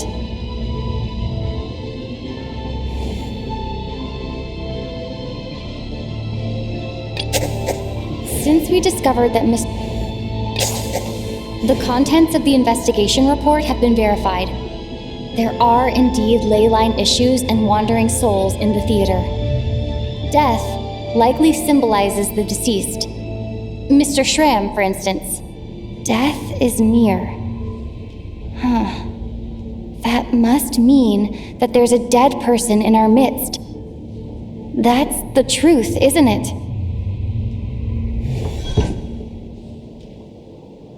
Yeah, the logic is clear now. The investigation report said that there would be souls stuck wandering around the theater because the ley lines were cut off. Mr. Shram must be one such soul who died in the theater a long time ago. In which case, that also makes him our extra person. So when the note said death is near, it must have been referring to death as in the deceased, people who died a long time ago. Someone who died a long time ago. In short, there's a dead person among us. The extra person we've been searching for is a ghost from the past. You mean I'm a ghost? No. Don't make jokes like that, my man. There must be some mistake. But even if I was dead, I know for a fact I didn't kill anyone these past 2 nights. Yeah, even if all that's true, the report also said the souls inside the theater can't affect reality, right? They're harmless. Then what if the problem isn't the souls at all, but the ley lines themselves? The ley lines have a powerful ability to attract and devour souls. Let's say that the ley lines are like a black hole, constantly seeking to engulf souls. But the souls that don't want to return are trying to avoid being sucked in. Why does this analogy sound so familiar? What happens when the black hole can't achieve its goal? I'm only speculating here, but what if it ended up swallowing innocent souls by mistake, or intentionally taking other souls to compensate? That could explain why we weren't able to determine a cause of death. If you're right, and their souls were devoured by the ley lines, it does make some sense. It does seem to explain a lot of the things we couldn't make sense of. Does that mean it's true? Except there's no concrete evidence. miHoYo is relying on a lot of logical leaps. Still, it seems like the best explanation we have under the circumstances. All right, so how could Shram not know that he's dead? Seems a little unlikely that he hasn't noticed anything unusual even after several days interacting with us. On the contrary, it's perfectly normal for a soul to wander the theater for centuries without questioning their existence or reason for being there. It's simply what's natural for them.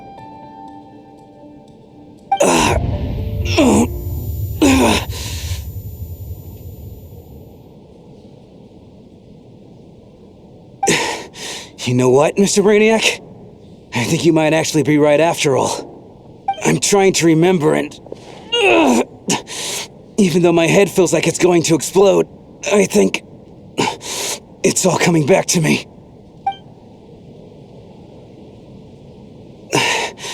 I was the one who didn't want to remember my own death, so I forced myself to forget. Well, I'm sure those are painful memories. My lady and I snuck out to go on a date one day. We bought tickets for the theater. It wasn't really my thing, but I was just happy to be together. All of a sudden, a group of people burst into the theater, shouting for all the water imps to get out, performers and audience members included. It was clear the conflict between humans and Fae had reached a boiling point. This time, the extremists were even coming after the water imps who had nothing to do with the war. I thought I could pull one over on them, so I took off my jacket, draped it over my lady, and tried to sneak out amid the chaos. But I got caught. They started shouting, calling me a traitor to humanity. But I was going to do whatever it took to buy our chance to escape, no matter how many people stood in my way. I had to, both as their bodyguard and out of love. It's all right, friend. You can stop there if you want. You don't need to dig all that up again. It's just... even now, I'm still struggling to accept the truth. How could I'm sorry, everyone. If I'd known I was a dead man walking, I wouldn't have dragged you down with me. If I'm the cause of all this death, then punish me however you see fit. But, Mr. Shrim... No. I refuse to be a burden. I know what I have to do. You said I've been wandering the theater for centuries, right?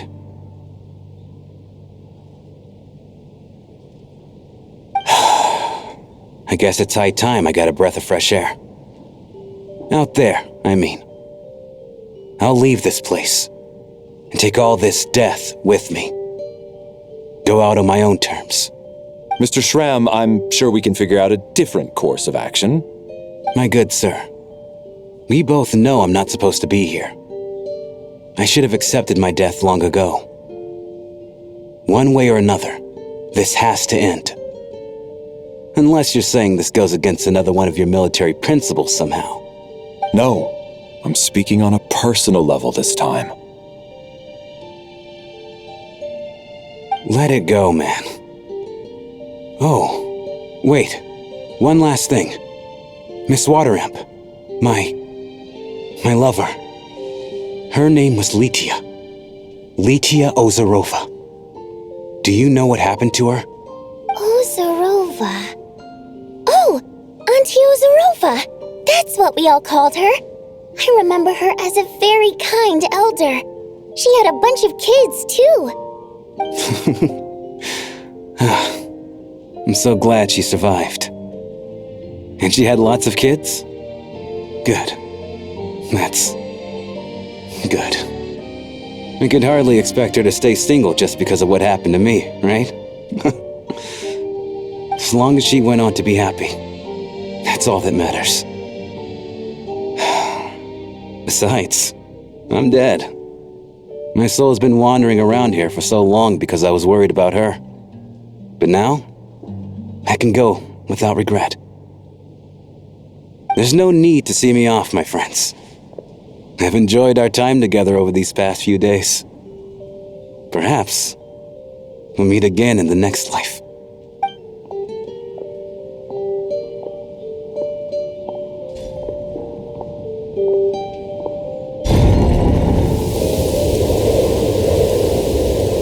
Take care, my man. I knew Mr. Shrim was already dead, but... I still feel so sad. Death is cruel, no matter how we might try to make sense of it. So, was the conflict between Fae and humans really that bad back then? I was only little, so I don't remember much. It's terrible to think that so many innocent people had their lives turned upside down. Even the historical records about that time period don't say much about it. All people know is that the Tsaritsa founded the Fatui, drove out most of the Fae aristocracy without explanation, then used her terrifying power to suppress the humans. It seems to me like the Tsaritsa chose to make herself the enemy. She downplayed the conflict, directing whatever animosity both sides had for each other at herself instead. That's also why, despite how brutal the conflict was at the time, there hasn't been much lingering tension between humans and Fae since. Things have been fairly harmonious for the past few centuries. So, the Tsaritsa banished the Fae to protect the Fae living in the city? She offered herself up to be hated in exchange for peace. Maybe it's not quite as bad as it sounds. I don't think Her Majesty is too concerned if mortals hate her or not. And besides, there are very few who truly do. All this time, I had no idea. All right. If Mitia's theory is correct, then I think we can consider this matter settled. Let's all take a break.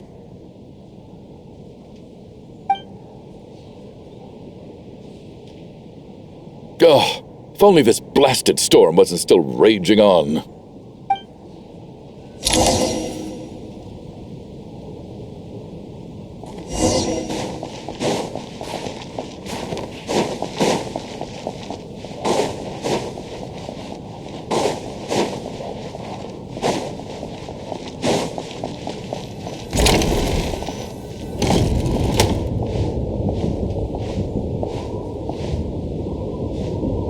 Looks like now we can just rest until the snowstorm stops. still can't believe Shram turned out to be a ghost who'd been in the theater for hundreds of years. To think he was dead this whole time. What a strange turn of events. Knock, knock. Knock, knock. You know the door isn't closed, right? You don't have to knock. Think of it as a signal then. When I'm entering someone else's room and I knock, I'm here as Odette.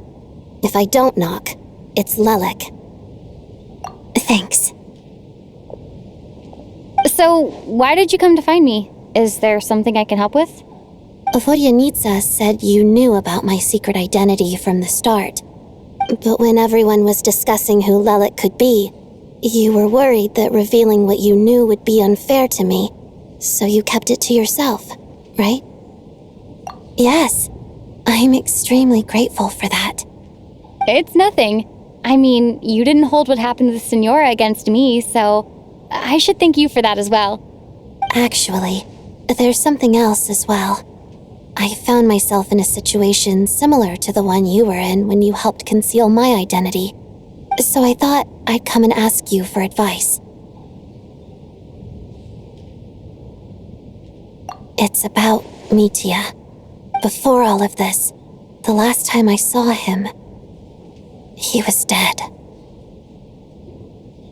As I'm sure you know, my goal as Lelik was to stop Project Stuja. Well, when I found out the tech lead for the experiment behind Project Stuja was Mitya, I immediately started planning to track him down and threaten him to back out. I often saw him around the theater, but I soon concluded that making my move there would risk exposing my identity. So I decided to infiltrate the Armory Palace and go directly to his lab. That way, the threat would be much more effective. Well, I suppose there was a bit of luck involved, but I am a Fatus, so I already had some familiarity with the building's layout. But when I finally made it to his lab, Mitya seemed to be dead. I checked his breathing and his pulse. He had no vital signs whatsoever. I'm certain of that.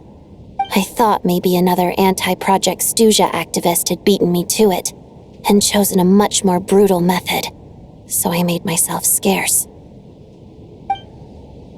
That's why you were so on guard around Mitya that first night here. Yes. When I saw him sitting in the audience during the performance, I could barely contain the shock. To me, it was a miracle. Somehow, he'd come back from the dead. But then, the murders started happening and things got so complicated that it wasn't really at the front of my mind. That is, until Mitya himself said there must be a dead person among us. Then I couldn't ignore it any longer. And yet, you thought that bringing it up right away would single Mitya out, just like when everyone was suspecting Lelik. Exactly. I thought there could be something I was missing.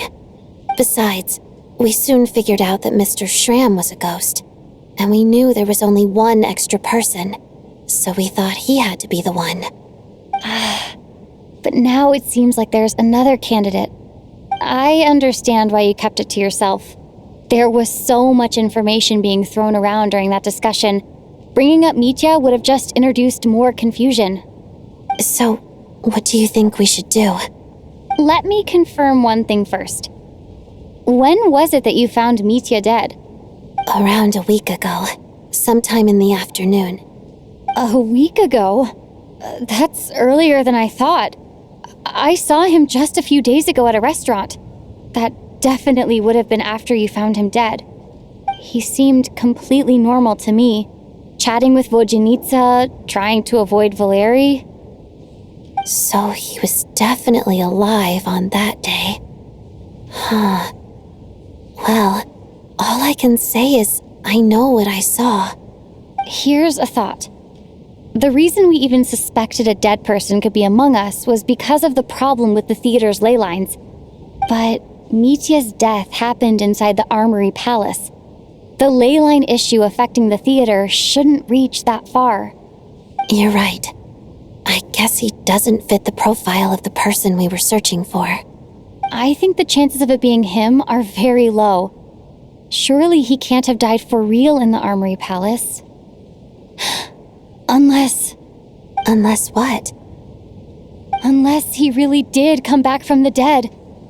You're right. Do you think we need to disclose this to the others? Huh, what's this? A private meet and greet? Where do I line up? That's not what's going on here. Well, I was just making the rounds. Thought I'd try to lighten the mood a bit. Vodyanitsa's handing out food if you're hungry.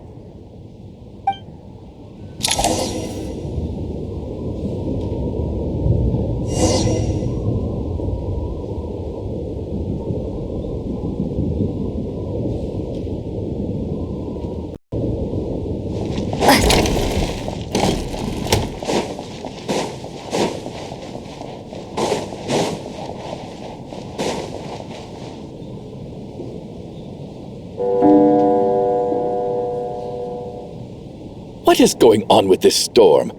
Could it be connected to that monster that just arrived in Snezhnaya? I almost hope it is. Her Majesty the Tsaritsa left to vanquish that beast herself. We just need to wait for her triumphant return. Do you think people still feel the cold after they die? I'm wondering about Shram. Oh, maybe we should have given him a coat before he went out there. Death itself is cold, isn't it? I'm sure the storm will embrace him. Well, I hope he has a safe journey. I'm going to miss him, I think. It's not like we can blame him for Rampana and Kulish's deaths. Thinking back on it, we barely made it out alive ourselves. Once we get out of here, how are we going to explain what happened to their families?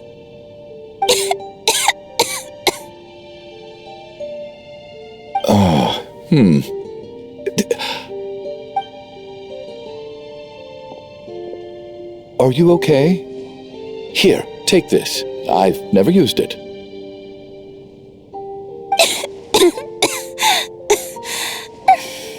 Thanks. Look who's Mr. Nice Guy all of a sudden. Is it because Tonya stood up for you this morning? At least you know how to return a favor. Yeah, without Tonya, who knows how badly he would have been hurt. I told you already, I never intended to resort to violence. Bunch of rascals. Little girl? I was rather surprised when you spoke up for me this morning. I didn't think I had many admirers here, so, thank you. Oh, no need to thank me. I said some bad stuff about you too. I've been, too embarrassed to admit it, but, you remind me a lot of my daughter. So kind to everyone, but never lets her old man off the hook. Unless my wife and I are having a fight, then she's always on my side. Especially when she was little. Every time I took her out...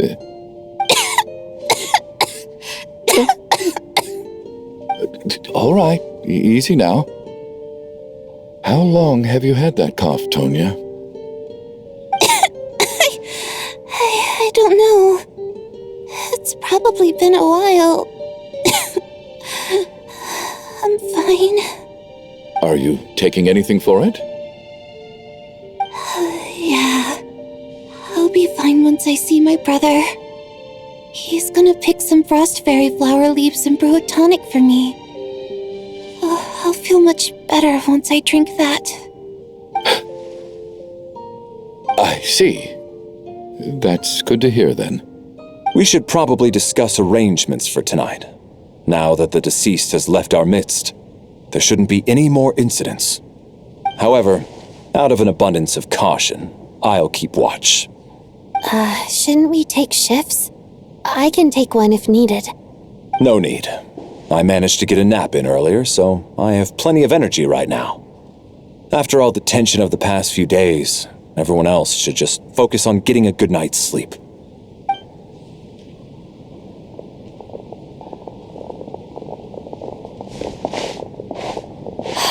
long day.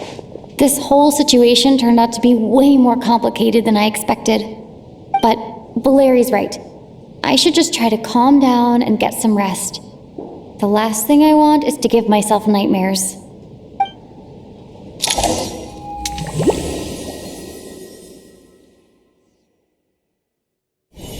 She's awake. She's awake! Get over here, you big lug, and take a look! If you must call me something, call me Mr. Door. The Black Mist is coming. You need to go. Are you all right? Can you walk? We just got attacked by monsters on our way up. That Mr. Door fellow protected us. He just seemed to come out of nowhere. Not much of a talker, but when it comes to taking down monsters, that man doesn't hold back. Curses! The Black Mist is catching up to us. We need to keep going. Mr. Door, I don't believe I've ever seen you around here before. Why is that? There's no need to try to get to know me. I'm just Mr. Door. Mr. Door! Trouble! Quick, get rid of them! I can just push these ones off. Oh. Well, anyway, we're lucky to have you here. Thanks for saving us earlier. No need to thank me. This is where my duty lies.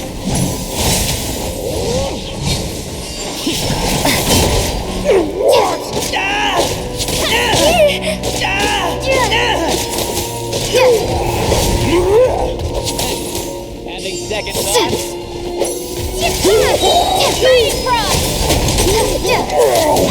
Blade! You Just What the? Firestorm!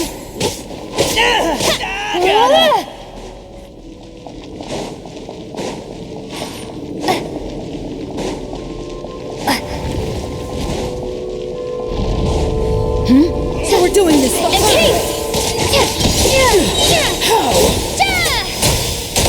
Just you.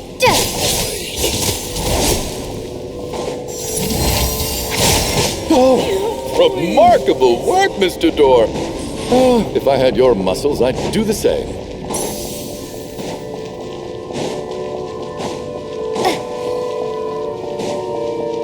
Are none of these doors the one you're looking for? No.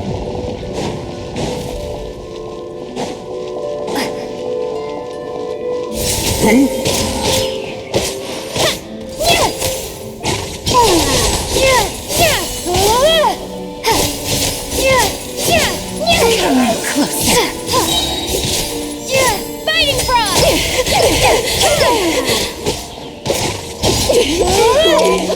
Impossible.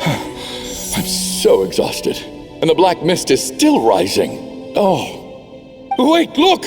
There's more monsters down there. Are they coming from within the black mist? No! They're gaining on us. Quick, keep going, or they'll be at our heels any second.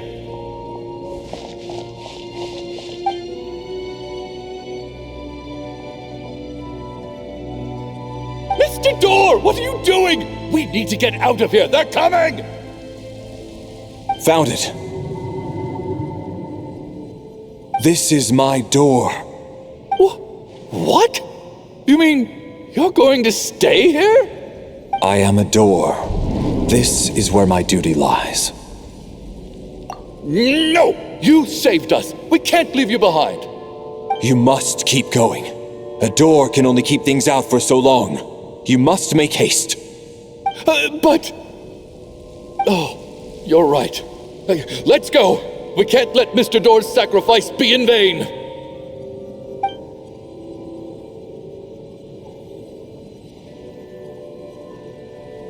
The black mist isn't moving anymore. Looks like both the monsters and Mr. Door are gone. I didn't just imagine all that, did I? Surely I wasn't so scared out of my mind that I hallucinated a door as a human being. Oh, okay, good. There's no way we both hallucinated the same thing. Getting sleepy? Well, looks like we're safe for now. Go ahead. Let's get some rest.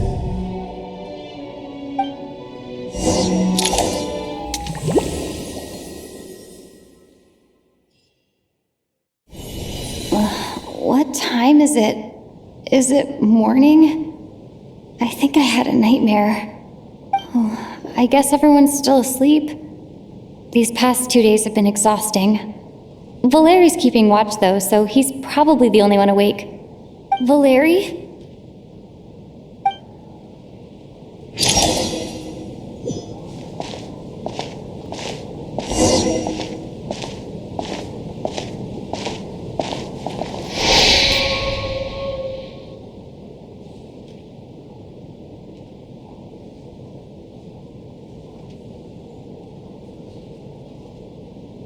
Wake up! Everyone needs to wake up!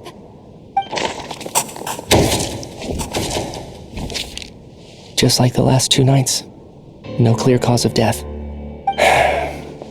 I've been a real thorn in your side, haven't I, Mr. Valeri? Now you can rest in peace. But for me, life will be all the duller for not having to run away from you, my friend.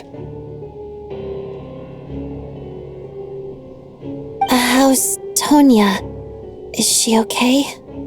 I just checked on her, and it doesn't seem like anything serious.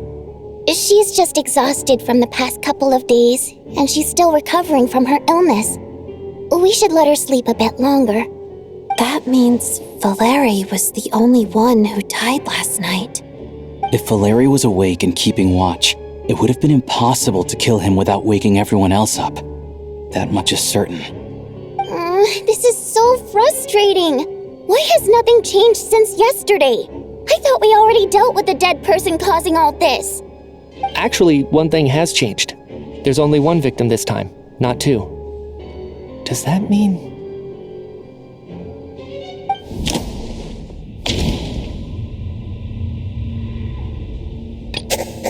Can a death at night... No similar cases. After the deceased Shram left, there was one less victim last night. That more or less tracks. It's a reasonable conclusion, considering the only variable that changed. Oh, the number of people who die each night is equivalent to the number of dead among us. That's your theory, right? Exactly. We identified Mr. Shram, and the night after he left, the death toll dropped from 2 to 1. By that logic, there must be one more dead person left among us. Another one? But there was only one person unaccounted for in the ticket checks, right? The head count should match up now. Having an extra person was definitely a cause for alarm, but being one person short isn't nearly as unusual. Someone could have left in the middle of the show, or made it out before the storm hit. One more dead person among us.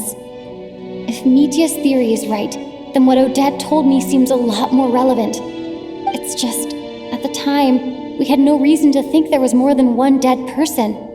If only we'd taken it more seriously as a possibility, maybe this could have been avoided. I'm sorry. This is my fault. I had information that could have been helpful, but I held back. I should have brought it up right away. I'm partly to blame as well. I was too quick to dismiss Odette's concerns. What is this about? What have you two been getting up to behind my back? Sounds like there's some big news you've been keeping from the rest of us. Well, we're all ears.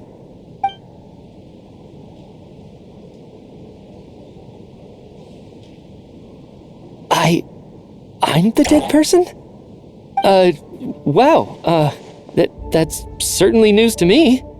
Odette and I talked about it yesterday, but we thought it just wasn't possible, so we left it at that.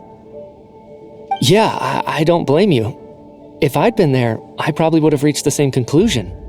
It just sounds too unbelievable. Let me just try and verify this. I just scoured my memories trying to think back to the afternoon Miss Odette mentioned. But I honestly have no recollection of dying. That's where I'm different than Mr. Shram. Having seen Mr. Mitya a few days ago myself, I also find it hard to believe he could be the other dead person among us. Well, if it isn't Mitya, then who? Do we vote on it? If you don't mind me asking, Traveler, I believe you mentioned that you know Tonya's brother. Had you ever met her before all this? No, never. Wait, are you saying... Now, just 1 minute. I know where this is going. You can't just randomly point a finger at anyone you want. You're in the hot seat, and all of a sudden you want to divert our suspicions onto somebody else? Trying to pick a fight, Mr. Chuganov? Whenever you open your mouth, all you do is attack people, and I've had enough of it. If you don't want to engage in a civil discussion, you can shut up. You little brat! Did Mitya ask about Tonya because he suspects her? I suppose I only identified her by age and nothing else. Could that mean... I'm just saying, you're going around casting suspicion on people for no reason. How could Tonya be dead? I can vouch for her, if nothing else. I've seen her before. She's the sister of that Harbinger, isn't she? The one called Child. Oh, really? You're telling the truth? Since being here, I don't think I ever mentioned she was Child's sister specifically. Does Chuganov actually know her? If Chuganov can vouch for her, then it can't be Tonya either. In which case, it seems unlikely that there's another dead person among us at all. Miss Odette, could you go over that afternoon with me one more time, when you found me dead? No problem.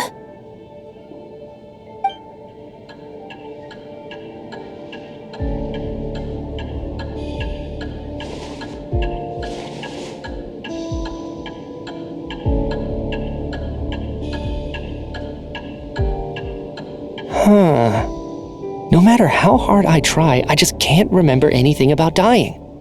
But I do remember something else. Miss Vojanitsa, during our last meal together, I told you how some of the researchers were suffering from temporary memory loss. Do you remember that? Oh, yeah. You said it was hindering the progress of your experiments.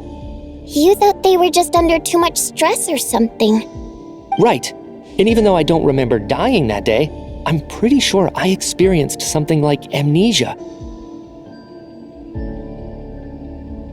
Some of my memories from that afternoon are missing. Are you suggesting you're missing the memory of your... Of course, how am I only just realizing this? Humans aren't necessarily aware of their own death. You mean being silently assassinated, or dying in your sleep? Situations like that? The researcher's amnesia. Suddenly it all makes sense.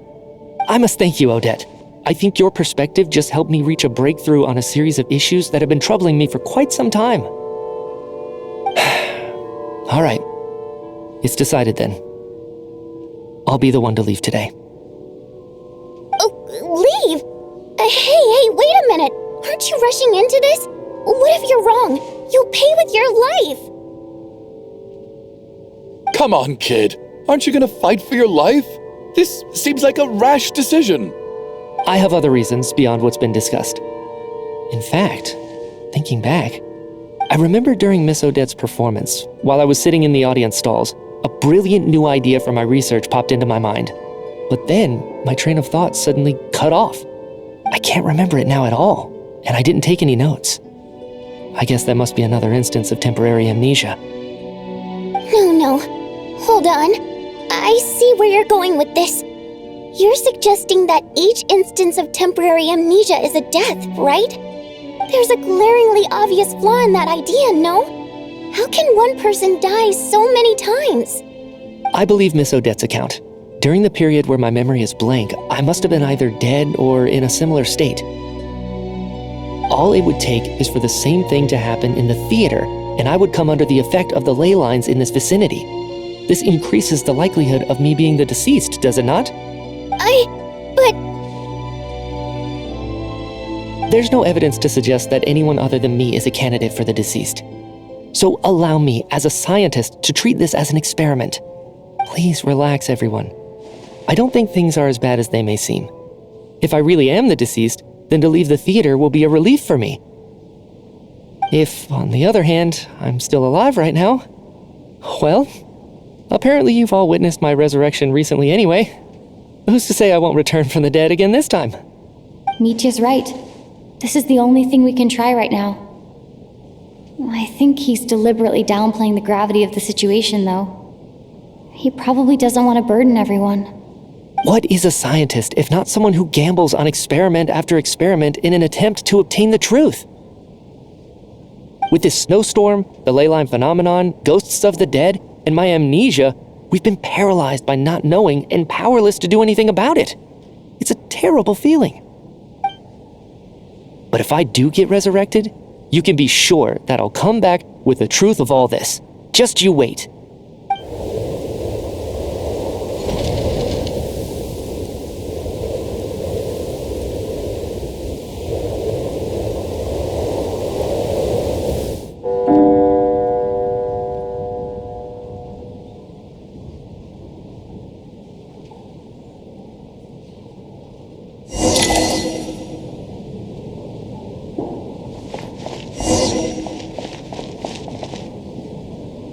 Poor Mr. Mitya. I didn't even get to see him one last time. Maybe it's a good thing that you weren't there to see it. It was a hard thing to watch. I hate goodbyes. Why does it feel like everyone around me is slowly disappearing? Not just in here, I mean. In the outside world, too. Maybe it's the realization that, at the end of life, everyone has to face it alone. Come to think of it, the main reason we're still alive right now is pure luck. Each morning here, for every one of us, there's the chance that we might not wake up. You could take it a step further and say that the same is true outside, too. Who can never be 100% sure when they drift off to sleep that they'll open their eyes again in the morning? If I make it out of here, I'm going to cherish every moment that I'm awake and live without any regrets. Without regrets? I feel like a strange sense of anxiety has been quietly growing inside me over the last 2 days.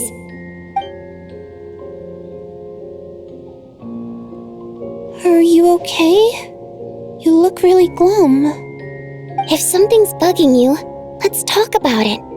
There's only a few of us left here now. After everything we've been through, what's the point in keeping things bottled up? I have a travel companion named Paimon. Alosha and Odette have met her before. She's been feeling unwell recently. You're worried about her, aren't you? That makes sense. We've been trapped in here for days. To be honest, I used to feel like I was just a spectator in this world, watching everything that happens from the sidelines. Maybe it's because I'm a descender? A descender?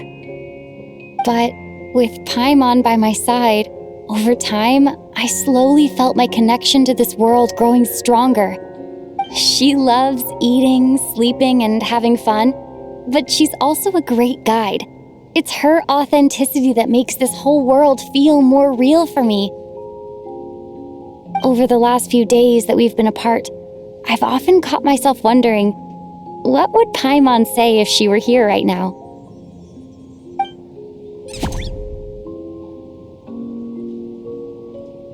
But by the time I snap out of it, the conversation has already moved on and I'm still in my own little world. I'm trying to overcome this sense of detachment, but I really miss Paimon.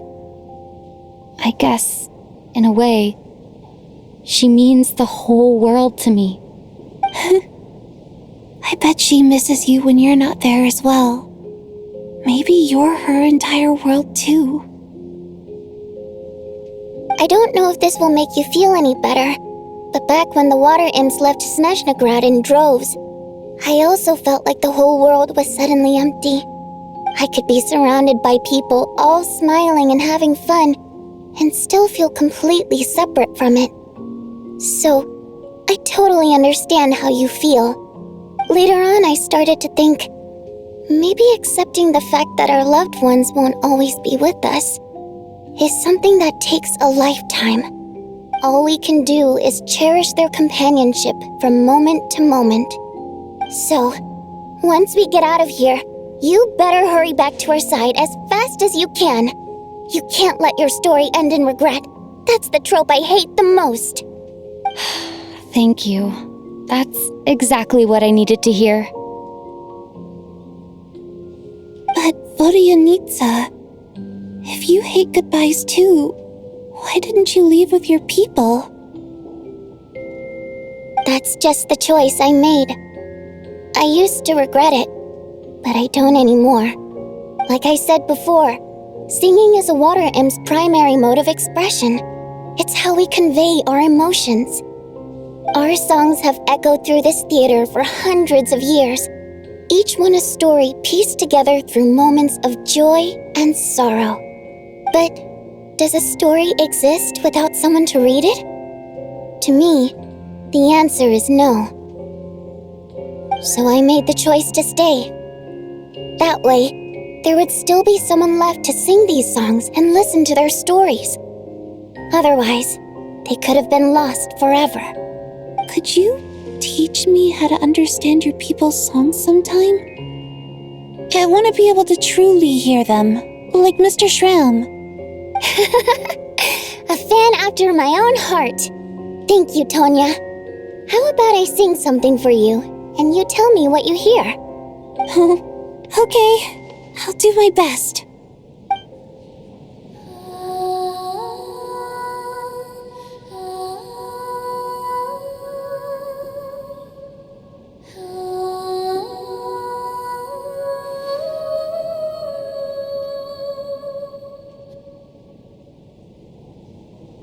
I've never heard that one before.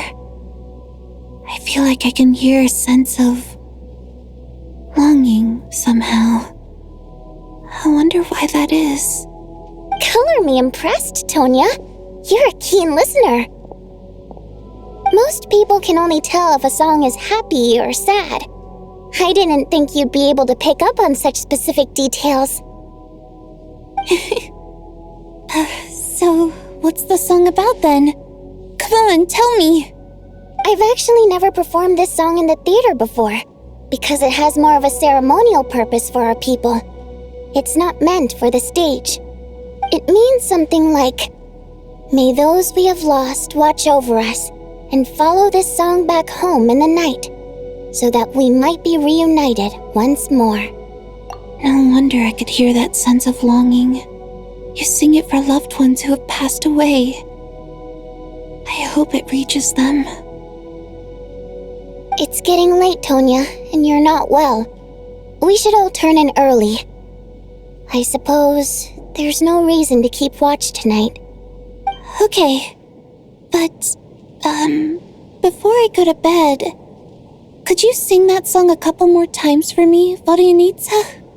Of course. Anything for my #1 fan.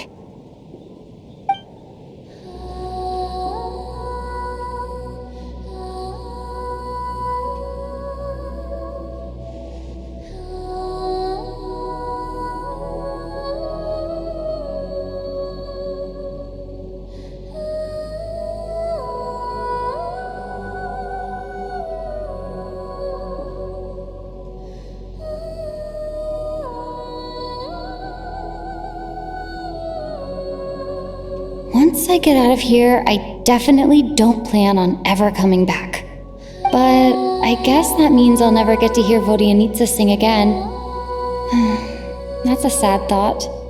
Before I fall asleep, I should cherish this moment of companionship while it lasts.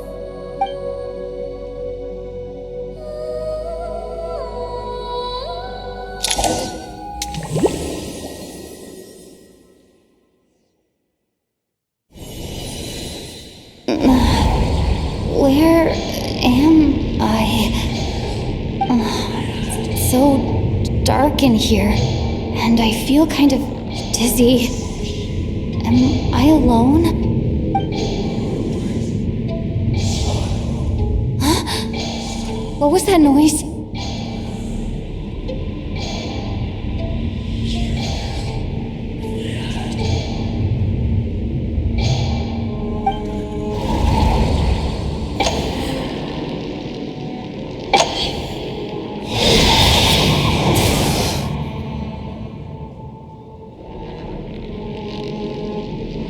Return, O spirits.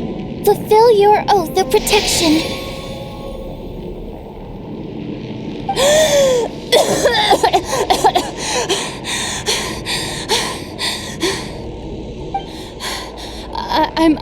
I'm alive?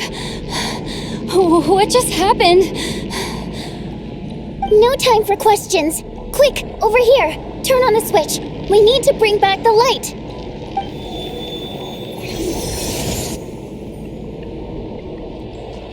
All right, we're safe. The spirit just now is called Night Prayer. The light subdues her, but she'll attack without a second thought in the dark.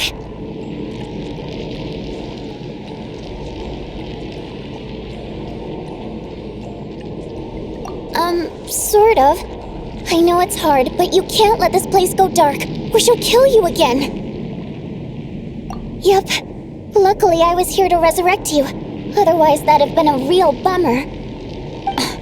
A bit more than a bummer, I'd say.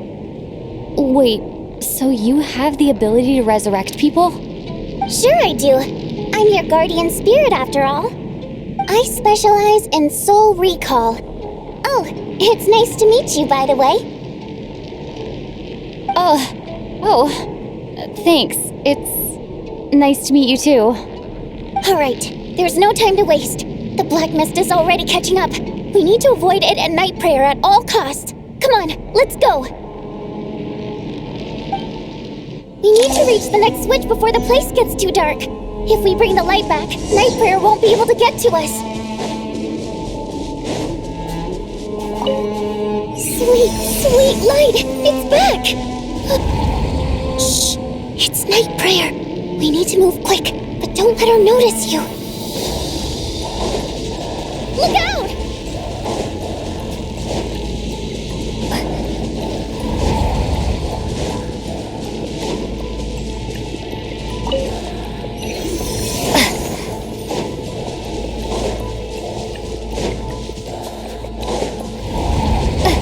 The next switch is over there.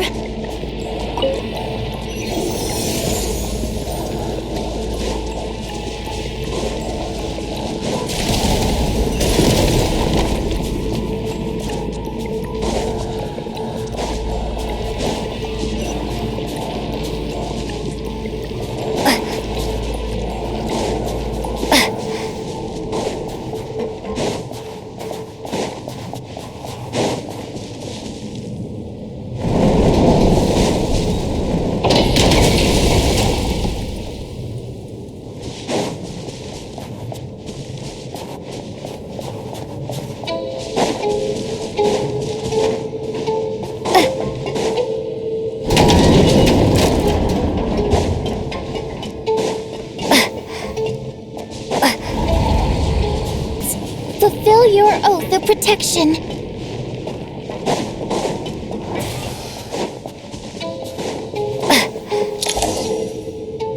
It's too dark. We're not gonna make it. Come on, faster!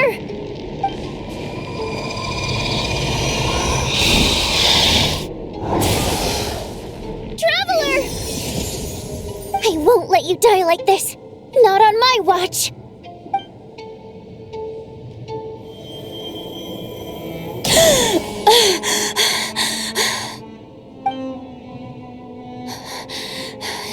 Even though it's not permanent, dying is definitely not a pleasant experience. Great. You're back. Yeah, thanks to you. Time for you to get out of here. Quick, before the light runs out. What about you? You're not coming with me? I can't. I've already been used up. A guardian spirit's skills are finite. I can only resurrect someone so many times. I might not look any different, but my essence has been exhausted. Now, I will slowly start to fade away. I can go no further. The black mist is where I belong. It's okay. Why didn't you tell me sooner? Because it wouldn't have changed anything. That knowledge would have just burdened you. And a guardian spirit's role is to protect. But... Go. Now, before it's too late. I already hear night prayer approaching.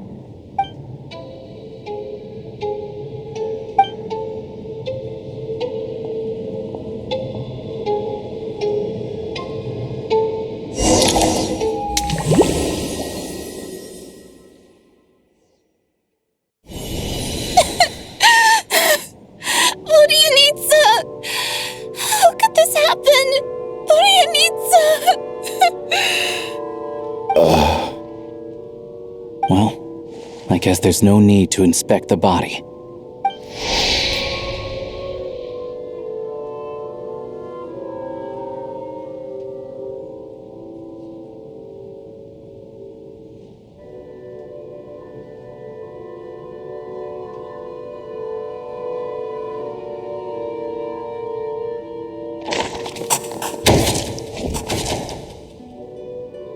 This wasn't supposed to happen. You lied to us, didn't you, Chuganov? You've been lying from the start. Take a long, hard look at yourself before you go around accusing other people. I suspected you on day one, Lelik, and now look where we are. By some strange coincidence, you've never been targeted. You just happen to have survived this long?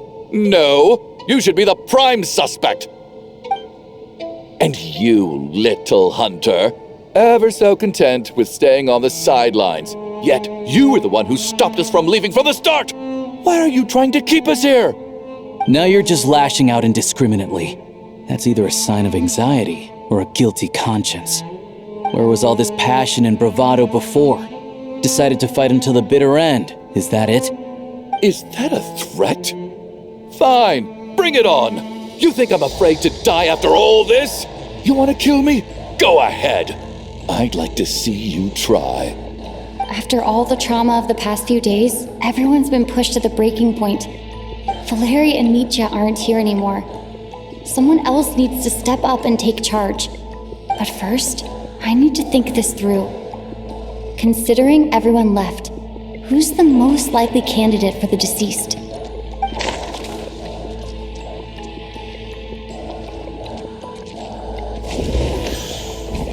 I clearly remember Mr. Chuganov from the first time I visited the theater. He made quite an impression. That was just a few days ago, so he's unlikely to be the deceased.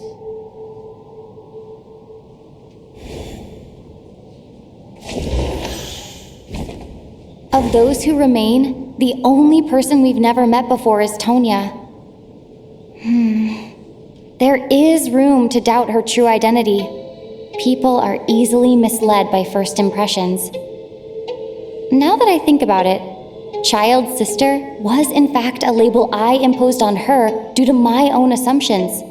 But Mr. Chuganov vouched for Tonya's identity yesterday, with basically no other possibilities left. Could it be...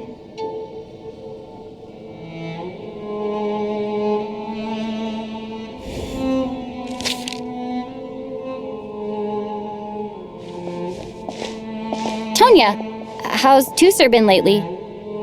Tusser? Your brother Ajax must have mentioned me in his letters home, right? Did he say anything about a blonde traveler? No. And my brother's name is Razik, not Ajax. Chuganov, looks like it's your turn to do some explaining. Yesterday you said you could vouch for Tonya. Why did you give us a false testimony? I knew you were behind this, Chuganov. You've been lying through your teeth from the start. Everything about you is fake. down to the wife and daughter you're always talking about. Your entire family man persona is a charade, isn't it? That night, when I infiltrated your place as Lelik, I noticed you were home alone. Didn't think much of it at the time, just thought everyone else was out. But thinking back on it now, that doesn't seem very likely. My guess is, you live alone, don't you? Even that was a lie? But why would he lie about having a family? Oh! Curses! Oh! Why is there no end to this blasted snowstorm? If it would just stop! If it would just stop. I think I remember now. I know how I ended up here. It feels like a distant memory. But at the same time, it's just like it was yesterday. The reason I'm always coughing is because I got sick with frostbite. The locals usually call it the snow cough. It's not a very common illness. It's partly genetic and partly caused by the cold climate, but it can be fatal. They sent me to the hospital as soon as they found out I had it, and I spent so long lying there in that hospital bed. After a while, I felt myself growing weaker and weaker. Nothing seemed to be working anymore. Neither the treatment that the doctors were giving me, nor the medicine my brother was brewing from frost fairy flower leaves. So one day, I told my brother that I wanted him to take me outside for once, so things could be like they used to, just for one day. I wanted to meet loads of friends, experience new things. He agreed. He snuck me out of the hospital, and we escaped. We got to the theater, bought tickets, and went inside. Oh, it was all so exciting. I remember the show very clearly. It was amazing. But I found myself getting sleepier and sleepier. Oh, Tonya. When I woke up, I couldn't find my brother anywhere, so I guessed he'd already left. But there's no way he'd leave me behind. So I decided to stay here and wait for him. At the time, I figured he'd probably gone to brew some more medicine for me. I was planning to chew him out for abandoning me when he got back. Tonya, it sounds like by then you'd already... Yeah, I know. I understand now. Dead, aren't I? This cough and the feeling weak, it's probably just my body's memory. After all of that, it turns out I can't blame my brother after all. I was the one who abandoned him. I'm sorry, everyone. I realized this much too late. It seems like death skewed my perception, and now I've dragged you all into this mess. Your name probably isn't even Tonya, is it? Didn't that ever strike you as odd over the last few days? Well, when I was little, my brother and I read a storybook, and Tonya is the name of one of the characters. When we escaped from the hospital, our family and the hospital security were looking everywhere for us. So when you first approached me and said my brother had sent you, and called me Tonya, I thought he must have chosen a fake name that only the two of us would know. Because he was afraid of getting caught.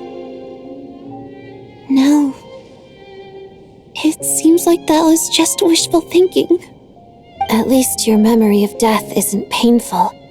That is a small comfort. Now it's your turn, Chuganov. Talk to us. I believe no lie is ever told without a reason. You're right. I was lying. I happened to know that the Harbinger child and his sister Tonya managed to get tickets, so I lied to you and pretended I knew them. And yes, I was lying about my family too. The truth of the matter is, I lost them a long time ago. I just refused to accept reality. And now I've spent the second half of my life living a lie. I'm a joke. My daughter's name was Iskra. And before you ask, yes, Iskra, as in Iskra Manufacturing Plant. She also died from the snow cough. She was just 6 years old. If she were still alive today, she'd be around the same age as little Tonya here. After Iskra passed, my wife couldn't bear to face those memories either. So she chose to start a new life without me. One day when I came home from work and saw the empty room, I felt like I couldn't breathe. Subconsciously, I started to imagine that they were still there. I soon discovered that this was the only thing that made me feel any better, so I just embraced the delusion. Nothing more than a pathetic means of escapism, I know. But at least it's not a crime. So explain your false testimony then. The night before last, when I was chatting with Tonya, she mentioned that her brother would brew medicine for her from frost fairy flower leaves. Combined with her various symptoms, I suddenly understood everything, including the fact that she was deceased. The snow cough used to be an incurable illness. I would pick frost fairy flower leaves to brew medicine for Iskra too. It took hours and hours on the stove. But the year after my daughter passed away, the jester of the Fatui announced that a cure for frost blight, also known as the snow cough, had finally been developed. It turned out that all previous treatments were completely ineffective. No better than random concoctions. That was the final straw for me. I just couldn't take it anymore. Just one more year. One more year, and everything would have been okay. So, more than anyone, I know full well that in this day and age, no one in their right mind would still be using frost flower leaves to brew medicine for the snow cough. Poor Miss Tonya, therefore, had to have been from an era when snow cough was still a terminal illness. So, you projected your daughter onto her? Even though you knew she was one of the dead? That doesn't make any sense. You knew she was already dead. What did you hope to achieve by protecting her? I just don't believe in your crackpot theories, nor do I approve of your actions. How can you just declare a living person dead and throw them out into that snowstorm? Mitia's gone. My good buddy Shram's gone. And now it's Tonya's turn, isn't it? The others I can make my peace with, but little Miss Tonya, here she is, standing right in front of us, alive and breathing, and fighting her own battles. Yet you're quite happy to say she's dead? I just want her to live. Once this snowstorm is over, the very moment it stops, I'm going to march out that door and find someone who can fetch the very best medicine for her snow cough. I'll be damned if I'm gonna let you cast her out into the snowstorm before I have the chance to cure her. Not again! Not this time! Not when the cure is right within our grasp! I'd never be able to forgive myself. Mr. Chuganov, stop. I can't let you do this. Tonya. By the sounds of it, you've known I was dead since the night before last, right? I really liked Mr. Valeri, Mr. Mitya, and Miss Vodyanitsa. And now they're all dead because of me. I'm not happy about that. The reality is, you've been trying to fight your own demons through me. But all you've really done is trap me inside your delusion along with you. No! Listen to me. I want to save you. I do! Well, at this point, I'm quite sure that I'm dead. I don't need to be saved. The time I got to spend with all of you is more than enough for me. Despite all the bad things that kept happening, I got to meet so many interesting people and spend so many days and nights by your side. Since the day I escaped that hospital until now, this has been an adventure I never even dared to dream of. I'm very fond of you all. If it were only possible, I'd trade my soul to bring back the ones who died. If it meant things didn't have to end like this. And that's why I'm not fond of you at all, Mr. Chuganov. Oh, I'm sorry. It's them that you owe an apology to, sir. Not me. Well then, I suppose this is it. It's time for my adventure to end. I've caused enough trouble. You're leaving already? It's still early. Don't you want to stay a little longer? No, thank you. Oh, and by the way, my name is Patoshka. It was nice meeting you all. Feels strange that we're only being properly introduced now that it's time to say goodbye. Patoshka.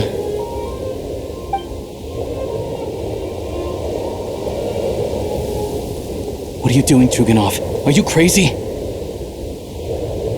Let me leave. I can't keep lying to myself anymore. In your dreams. Don't think you're getting off that easy when you had a hand in the deaths of so many people. The Fatui have honed quite an array of enhanced interrogation techniques since they were founded. Once we're out of here, Lelik will personally give you a taste of every last one.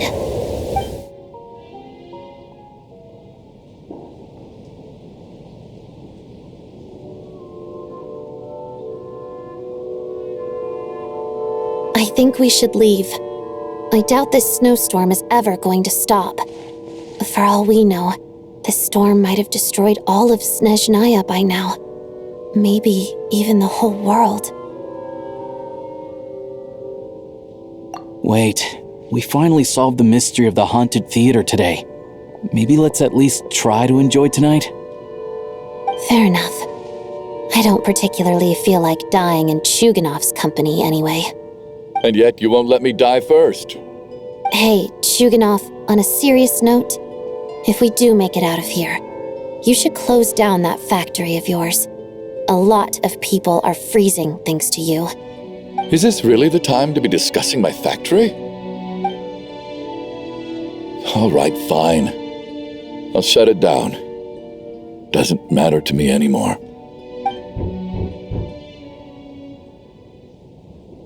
Am I hearing things? Or was that a knock at the door?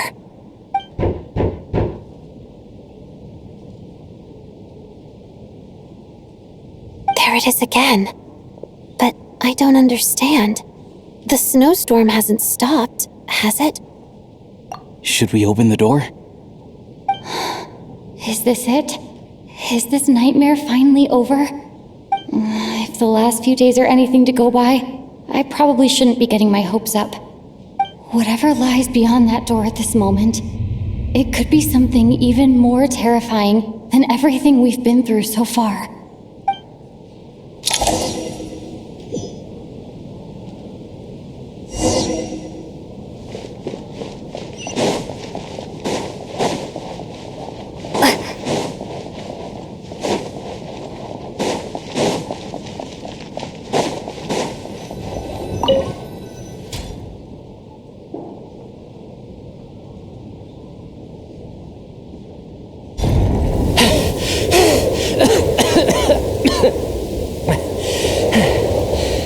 Hey everyone, I'm back.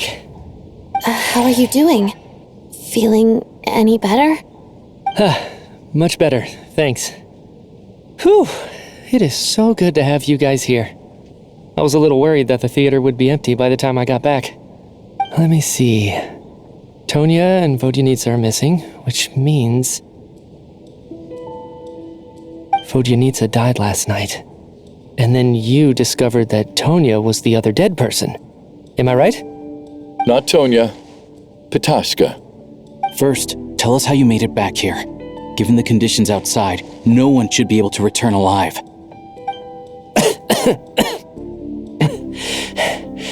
You're right. The thing that got me back safely was a song. I heard someone singing. After walking into the snowstorm, my mind grew hazy. I don't know how long I walked through the storm before my mind completely slipped away. Then, suddenly, I heard the sound of singing. The voice instantly brought me back to my senses, and I regained consciousness. So I followed the voice, searching for the source of the singing. I searched and searched, until finally, just a few moments ago, there was the entrance to the theater, right in front of me.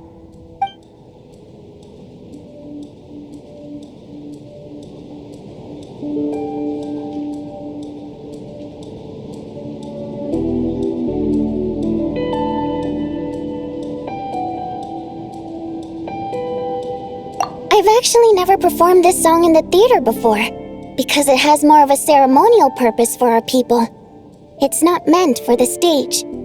It means something like, "May those we have lost watch over us, and follow this song back home in the night, so that we might be reunited once more."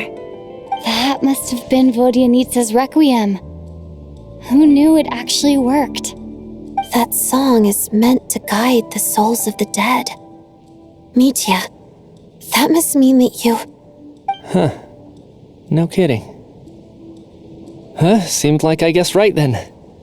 This is what I've been so desperate to tell you about. When I first stepped out of the theater, I was still quite lucid. My memory of it is still pretty intact. I remember the outside world being completely different than what I'd expected. It was like this was a world where only the snowstorm existed. There wasn't a trace of any humans or buildings ever having been there. I don't know how else to describe it, except to say that it just didn't seem like the real world. And as for the Requiem, if I was guided here by Vodyanitsa's song, it can only mean that I must already be dead. And this is my soul, not my body. But I didn't experience a clear moment of death while I was out there. Nor do I feel any different now than before I walked into the snowstorm. You don't seem any different to me either. In fact, this is something I've been wondering about for a while now. If souls aren't physical, shouldn't they lack tangible form? Both Shram and Pitashka were clearly deceased, and yet their souls didn't look or feel like ghosts at all. They were visible, tangible, no different than you or me. This raises a truly terrible thought. Is that really what Mitya is suggesting?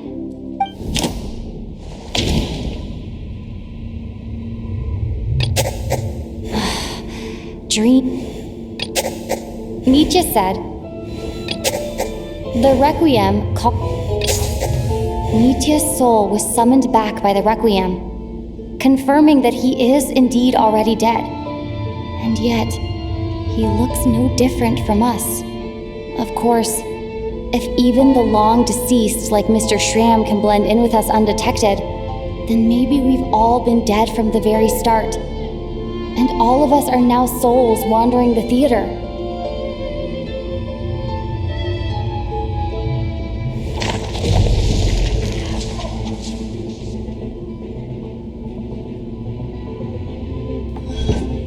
Yes. I think that this is probably the afterlife. What did you say?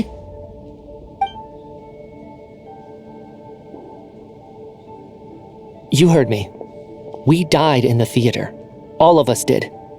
But due to an obstruction in the theater's ley lines, our souls are trapped here, while an endless, infinite snowstorm rages outside. It's ironic, really. All that time, we were working so hard to figure out who the deceased among us were, when the truth was, we were all deceased. The only difference being some of us died more recently than others. Do you remember that note, "Death is near"? Seems like we misunderstood what it meant after all. Death was nearer than we wanted to think all along. The note simply meant that all of us were already dead. So all our attempts to survive, our search for the deceased, it was all for nothing? Hard to say. At the very least, we helped 2 lost souls find clarity and go to where they belong. The presence of those 2 is probably what caused our souls to be drawn in by the ley lines. In which case, the deaths we've awoken to over the past few days were just souls returning to the ley lines for good. If what you're saying is true, doesn't that make us the lost souls now? Huh, no wonder. This afternoon, when I was moving Vodyanitsa's body, I noticed that the other bodies in the room hadn't decayed one bit after all these days. That's further proof that those aren't physical bodies at all, but merely our shells here in the afterlife. Am I really dead? This doesn't feel... No, that's impossible. This cannot be how it all ends. I still find it hard to believe that all of us are dead. How exactly did we die in the real world? None of us have any memories of dying, right? Not even knowing how we died is preposterous. Good grief! Surely there has to be some reason. Exactly. It's hard to rest in peace when you don't even know how you died. It gave me lots to think about as I strode out into the snowstorm.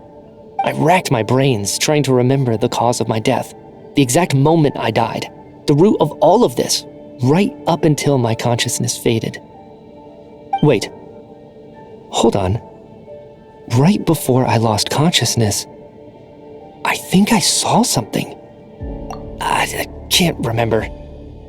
And I think I lost my notebook and pen. Mitya, your hand. Is that blood on your fingers? Huh? You're right. There's blood on the fingertips of my right hand. Looks like it's already dried. When did that happen? What the? I guess this was what I saw. I must have desperately drawn it in my own blood right before losing consciousness. What's wrong? Do you recognize the symbol? It's... Renova, the ruler of death. Alosha, do you still remember that Snezhnayan folktale you told me about? It was about the Grim Reaper. When someone's about to die, he appears as an incarnation of someone familiar to guide their soul into the afterlife. And as soon as you recognize his face, your life is over. I heard a similar tale when I was little. You think the Grim Reaper in this story refers to the ruler of death you mentioned? That's right. In which case, death is near could also mean that the Grim Reaper is here, disguised in a familiar form. Death, the deceased, and the Grim Reaper? So it's a triple entendre. When I first saw this note, I thought it contradicted the investigation report. But now it seems like that was the whole intention. So the Grim Reaper deliberately misled us. Then we started suspecting each other and searched for the deceased while they hid in plain sight. By that logic, the one person most likely to be the Grim Reaper incarnate is...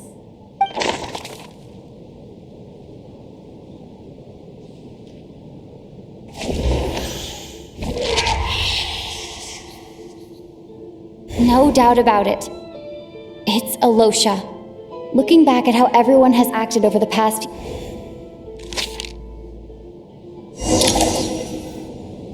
Is it you, Alosha? You were the first to discover the investigation report, and you had plenty of time to slip the note inside to mislead us. So? Surely you can't suspect me based on that alone. What if someone else found the investigation report first, slipped the note inside, and then put it back without telling anyone? There's no denying it. The note could easily have been slipped in much earlier than it was discovered.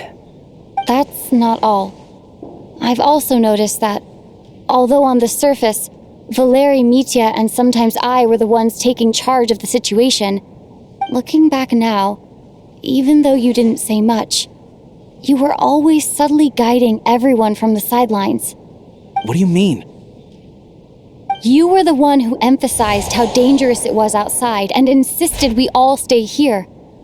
it was also you who suggested that we all sleep in the same place. And earlier today, you tried to convince Patoshka to stay. I don't understand why, but it was out of character. So, you didn't understand my intentions, and now you're assuming the worst. Seems pretty unreasonable if you ask me. He still won't admit it? Fine. Let's see how he responds to the most damning evidence of all. The biggest question I have right now is, if the Grim Reaper is impersonating Alosha, then where's the real Alosha? When did they switch?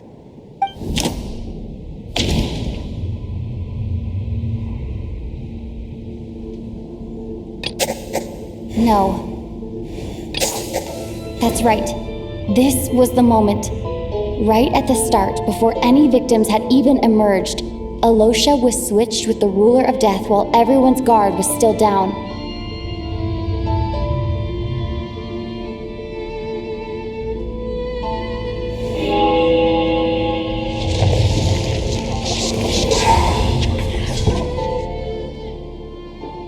When all this began, right after the performance ended and the snowstorm began to pick up, no one suspected anything unusual. We just assumed we were snowed in. It wasn't until we discovered the bodies the morning after that we realized something out of the ordinary was going on. But it's clear now that the oddities actually started earlier than that, when Dimov walked into the snowstorm and never came back. Right. So Mr. Dimov was the first victim, not Sobolova and Torgov. And if we pinpoint that moment as the beginning of this incident, then one thing becomes clear. Alosha, you are the only person who walked into the snowstorm and came back without the help of Vojanitsa's Requiem. More precisely, Alosha never came back at all. The one who came back was the Grim Reaper. Not bad. Well, since you've backed me into a corner, I suppose there's no point in keeping up the act anymore. Alosha? You're the Grim Reaper? I am no such tired cliché. Mortals should address me as the ruler of death.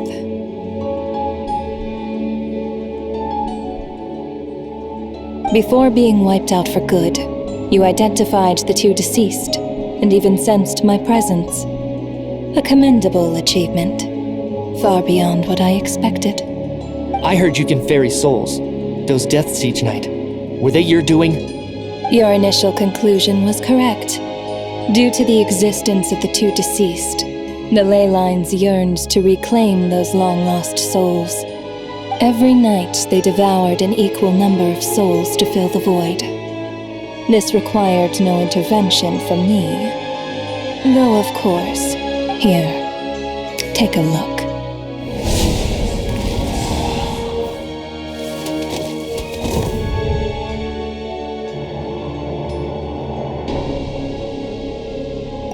What are you doing? That takes care of today's two.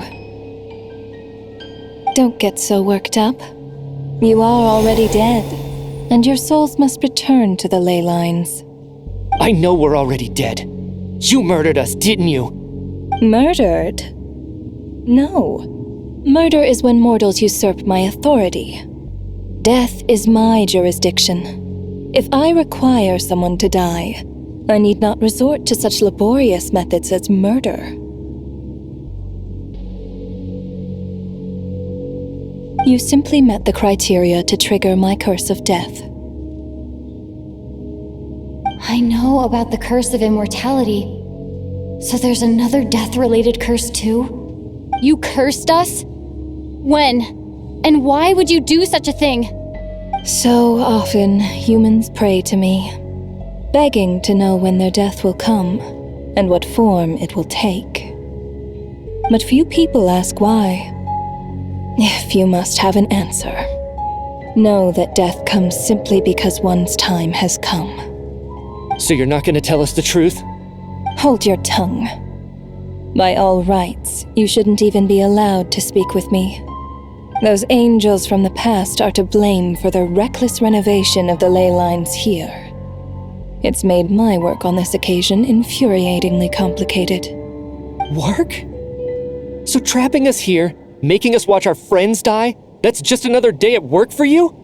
You clearly have a lot of questions. Fine. As a reward for your remarkable accomplishments over the past few days, I shall answer a few of your inquiries, provided they aren't too unreasonable. After the physical body dies, the soul must return to the ley lines for that person's death to be considered complete. My work encompasses the entire process of death, including, naturally, the guiding of souls into the ley lines, with which you are now so familiar. You must also be rather familiar with Natlan's Night Kingdom, I presume? It was I who supported the creation of the Night Kingdom. It provided a convenient means of guiding the souls of Natlan. Here, too, the ley lines connected to the theater underwent some modifications. The angels hoped to make them capable of accommodating the souls of some special creations. But this actually hindered their ability to accept ordinary souls to some degree. This effect manifested itself after you died from the curse in the theater, leaving you stranded in the afterlife, unable to achieve a complete death. But if souls who die from the curse of death fail to return to the ley lines within a short window of time, they will miss their chance for good.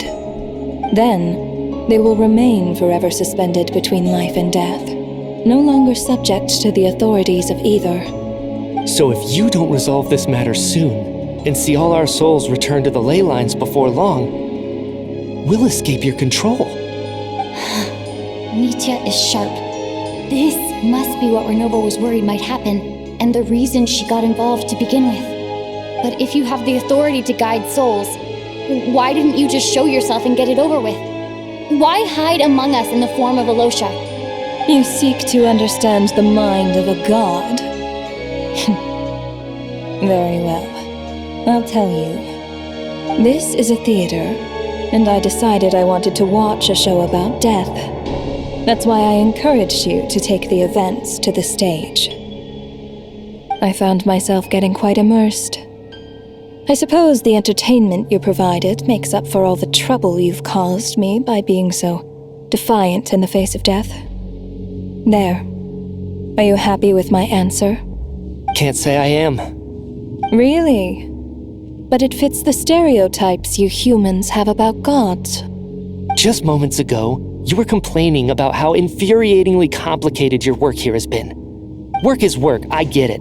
There are times when it's a huge pain, but you just have to get it done, right?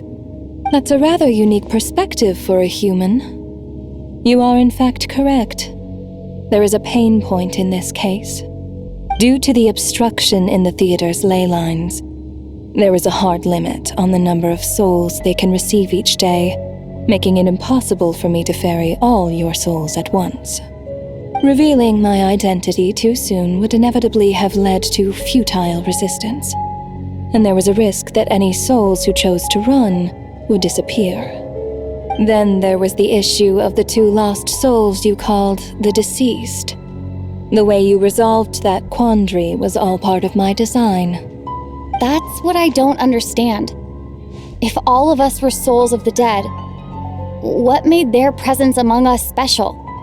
For centuries, they have refused to return to the ley lines, exploiting the issues created by the angel civilization to resist being drawn in.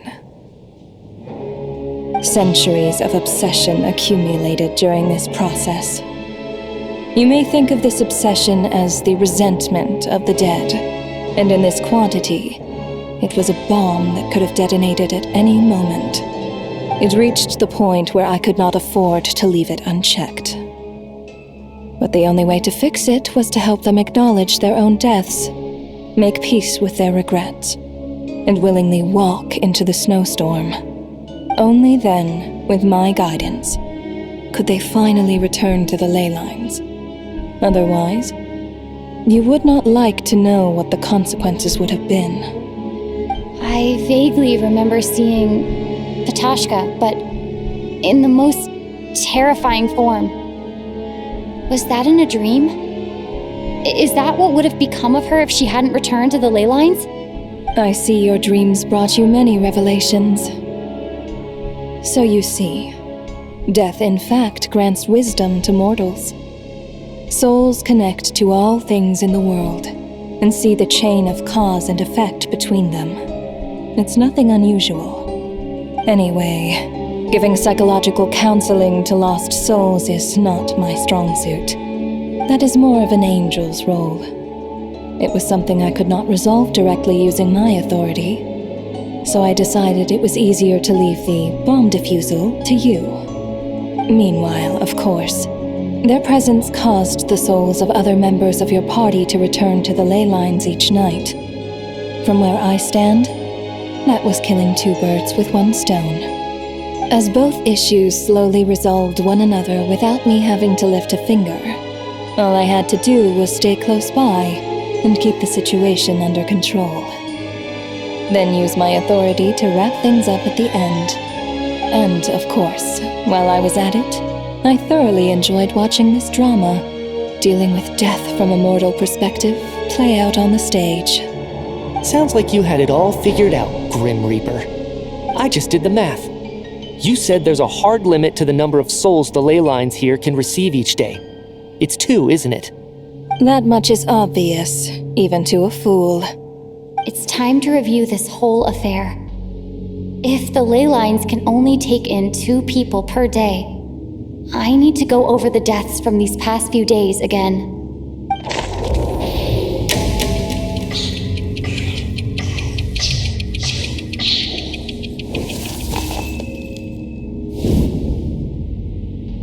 Looking back now, none of us had the faintest idea at the time.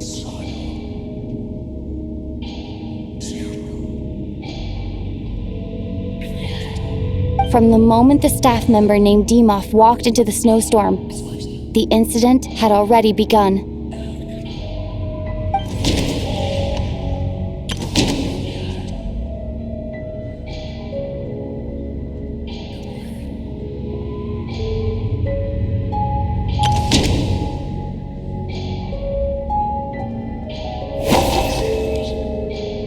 No. Let me go over this again.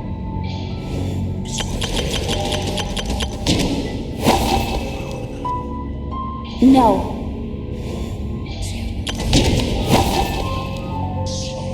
No. Let me...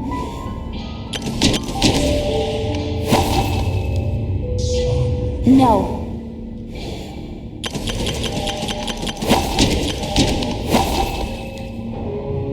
No. Alosha was the second to walk into the snowstorm after Demoff to investigate.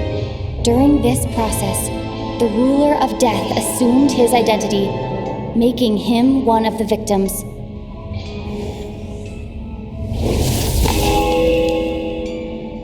During our first night in the theater, everyone was caught up in the novelty of it all. No one could have expected there would be victims the very next morning. Despite all the confusion, and with the help of hindsight, we finally began to realize that something was amiss with the snowstorm.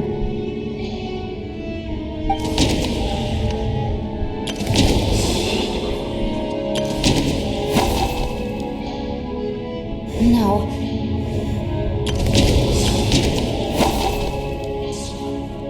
No.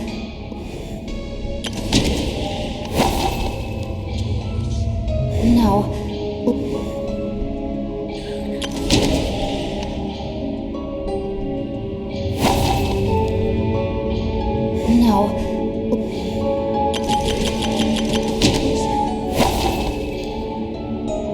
No.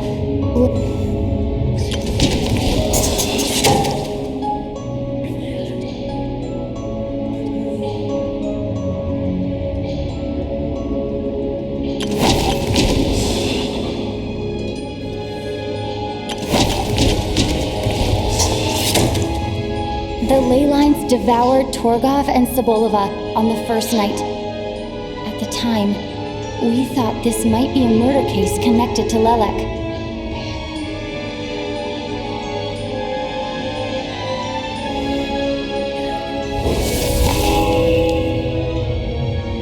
Odette and I spoke a lot that night.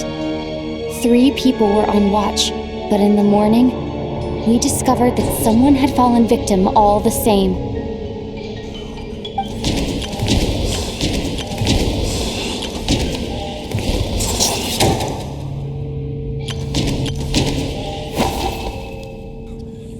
No.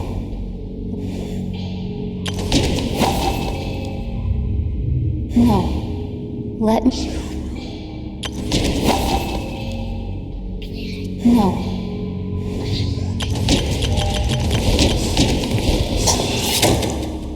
The deaths of Coolish and Ranpana caused everyone to stop suspecting Lelek.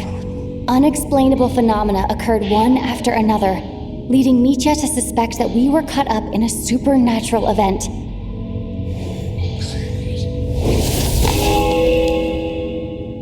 Later, we discovered that there seemed to be an extra person among us, and subsequently discovered the existence of the deceased.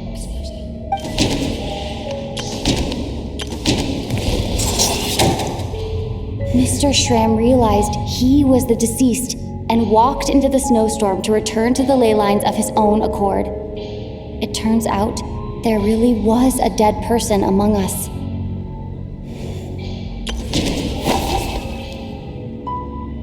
No. No.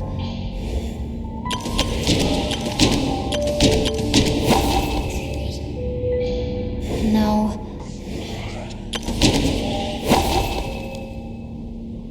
No.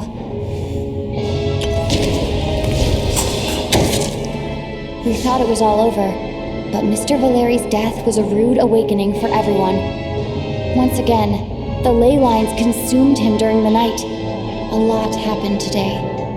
Mr. Valeri's death led us to discover the connection between the number of deceased and the number of victims during the night.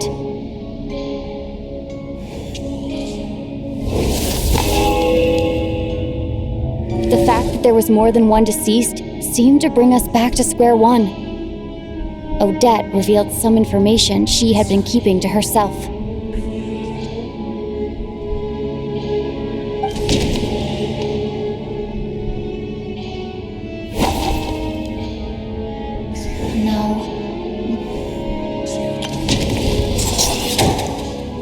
As it happened, Katashka filled the void left by Mitya's return from the ley lines by walking into the snowstorm this morning. The girl I thought was Child's sister, Tonya, turned out to be another of the theater's deceased.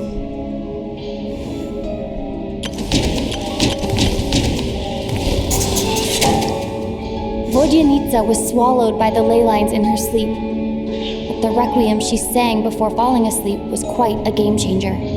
Come to think of it, Petashka was about to walk into the snowstorm at that time, and Renova, unaware that Mitya would return, was concerned that her soul would overflow from the ley lines. That's why she used Alosha's voice to try and persuade her to stay behind. Looking back, I suppose that was an early slip-up on her part.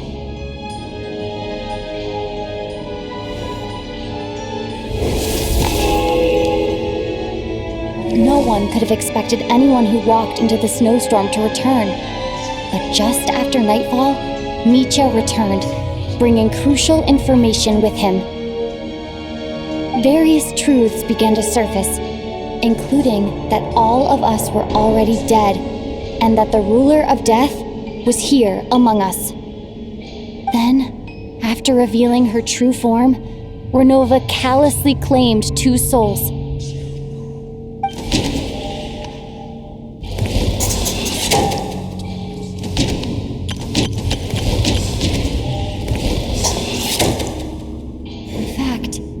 Everyone was already dead by the time we took the photo. And in the days since, we've experienced many more partings in the afterlife. Now, only Mitya and I remain, and the true culprit behind everything still stands before us. In Mitya's eyes, I see the same anger and frustration that I feel.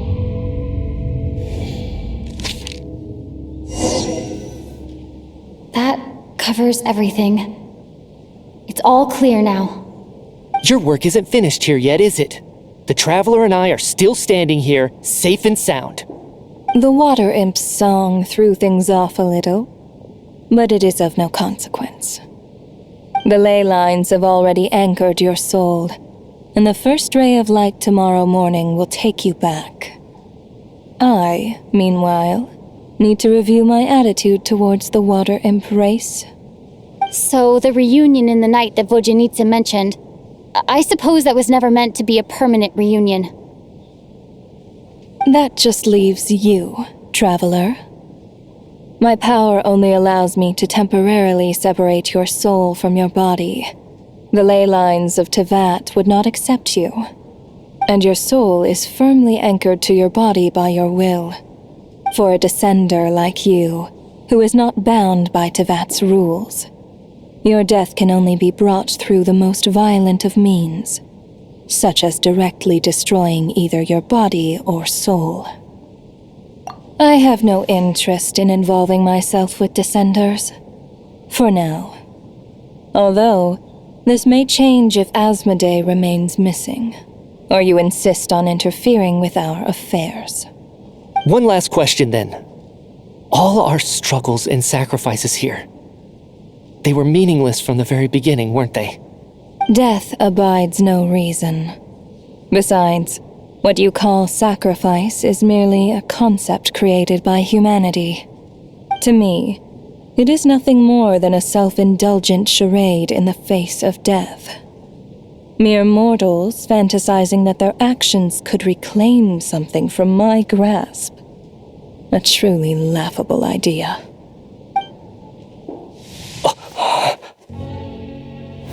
Grim Reaper, you really know how to get on my nerves.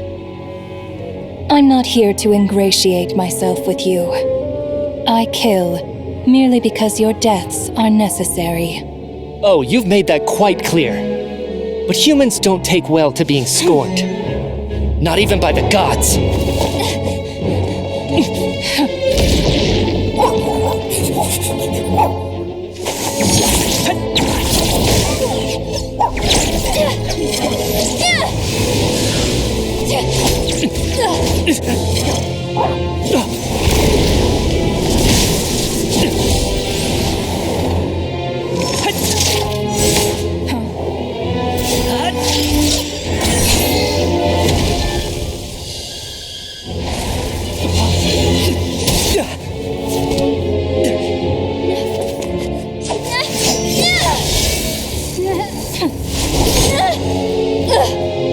This is futile. You must know that you are powerless against me in my own domain. I suggest that you save your strength. For what? Maybe we can't change it. But if nothing else, we can at least teach you to have some respect for the dead. Audacious.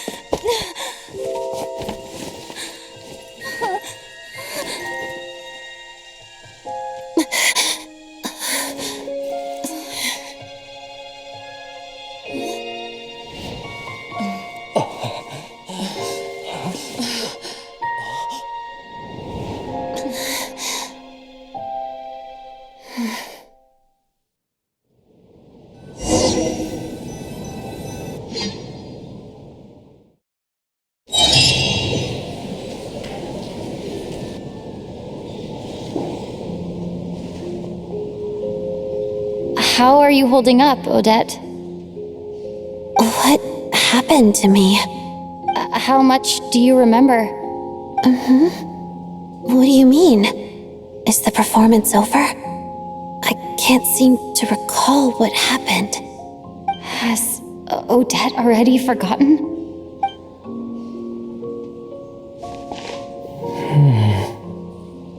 Mitya? Oh, I'm sorry. I guess I spaced out there for a second. Remind me who you are? Don't you remember anything?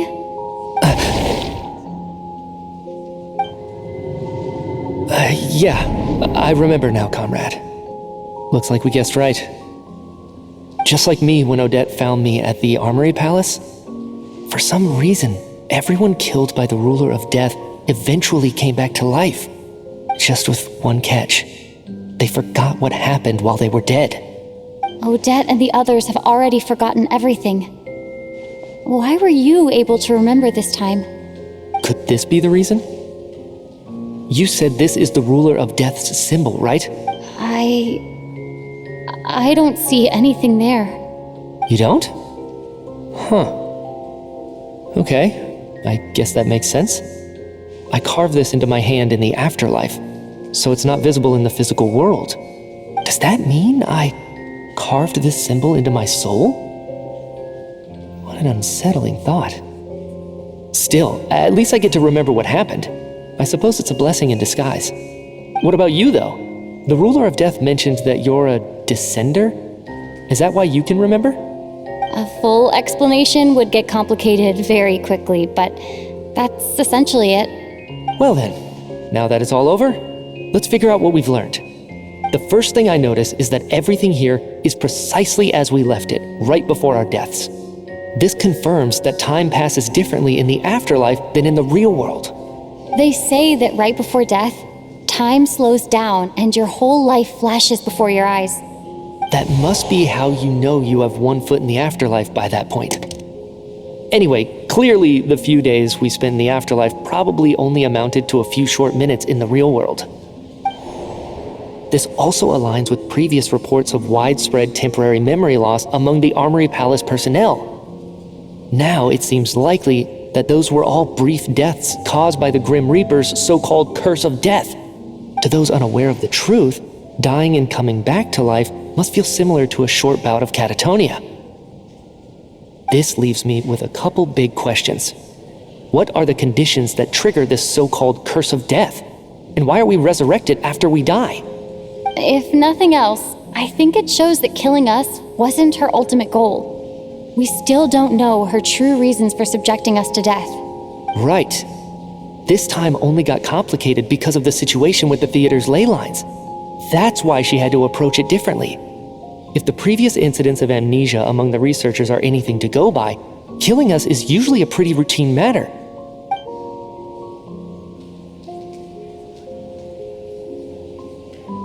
Come to think of it, wasn't I about to note something down before I died?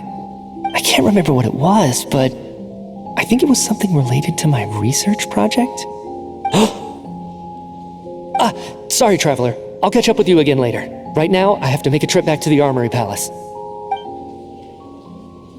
Ma'am, if I may, no one of your description has ever shown up in my investigations into Mr. Mitya's friends. Yet, you two seem very familiar with each other. Could you perhaps tell me where he was in such a rush to get to? And, by the way, have we ever crossed paths? Forgive the presumptuousness, but I feel a vague and indescribable sense of familiarity about you. I can explain everything. Could you help me gather everyone in the theater in one place?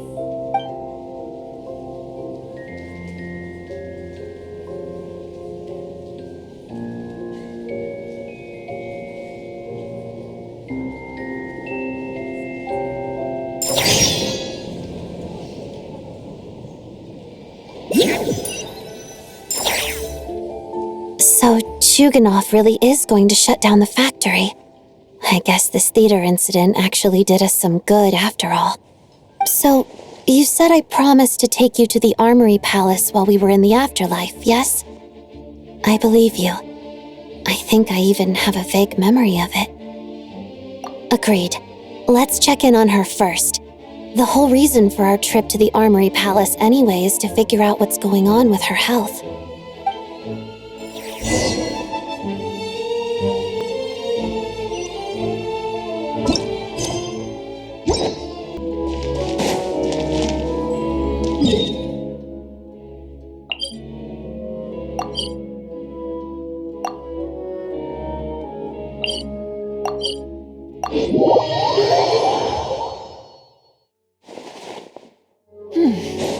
Nice and cool.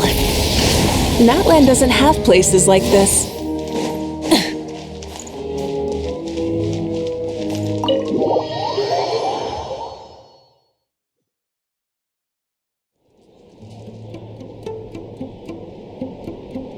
I'm finally back.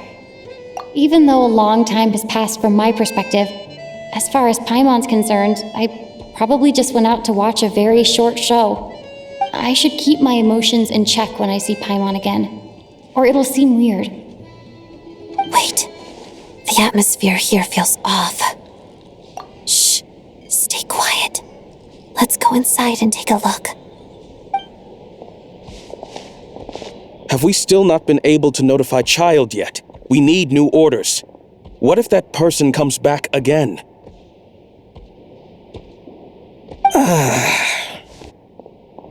I'm so sorry. Under the circumstances, there was really nothing we could do. Tell me, what happened to Paimon? It was the Jester. He came here in person and escorted Miss Paimon away. He's the director of the Fatui. His authority supersedes all others and cannot be questioned. How long ago did he leave? And what was Paimon's status? It was about an hour ago. Miss Paimon was fast asleep at the time. The Jester simply walked off with her as if it was only natural. I assure you, he absolutely did not use any force. Do you know where they went?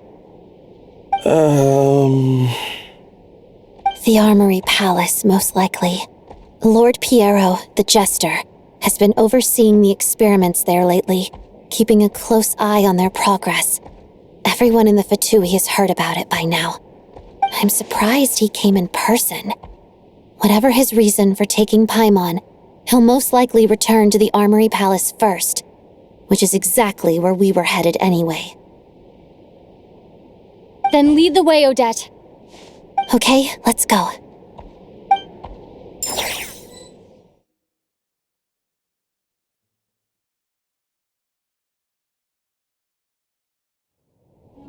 It's just up ahead.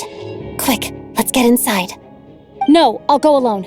You know I'm planning to force my way in. You're with the Fatui, so you should stay outside. I was hardly planning on taking you through the official channels anyway. I'm here to force my way in, just like you. I may be a Fatus, but I'm also Lelik, enemy of Project Stuja. Paimon's safety is paramount right now. With me around, you'll have an extra pair of hands. There might be devices inside that are easier for an insider to deal with. If you say so. Let's go. There's no time to hesitate.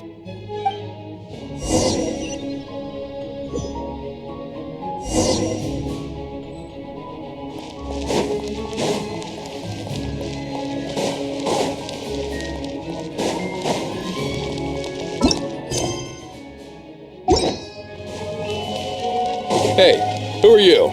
This part of the Armory Palace is under restricted access. What do you think you're doing? No questions, please. We're short on time. Lolly, East Papa, get him! Pyroclastic surge! Mission over. Incinerate!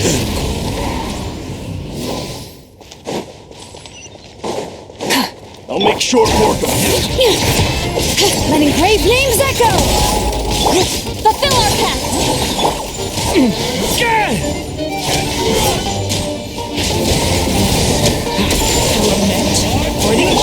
Burn it down!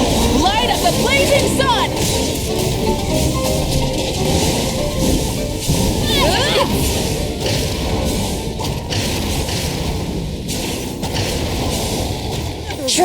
at your peril.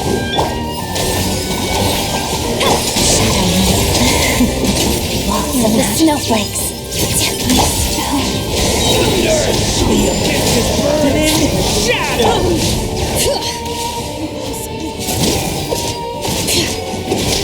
You can't run from death.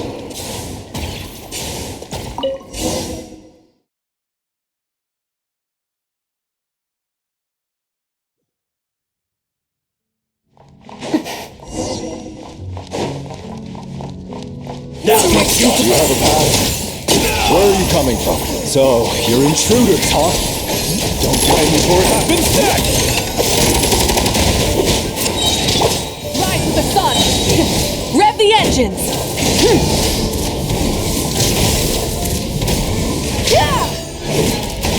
Wrath from the sky!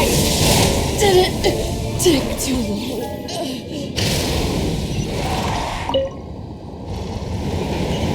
The Armory Palace is hidden this deep in?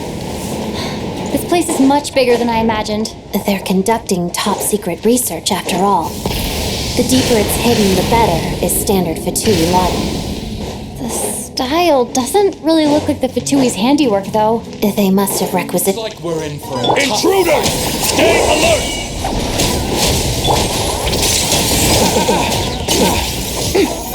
Crystalline adagio. Thunder! The abyss is burning. Shot!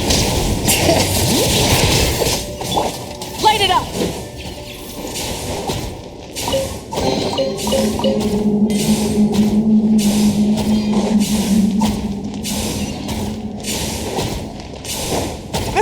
Intruders? Just what are you guys trying to do here? Short work is your scalp! Get to work! You two! Time to end them! Let's begin. Bring it! Hear the echoes of the valley! Light it up! Light up the blazing sun! No one interferes with a jester's work!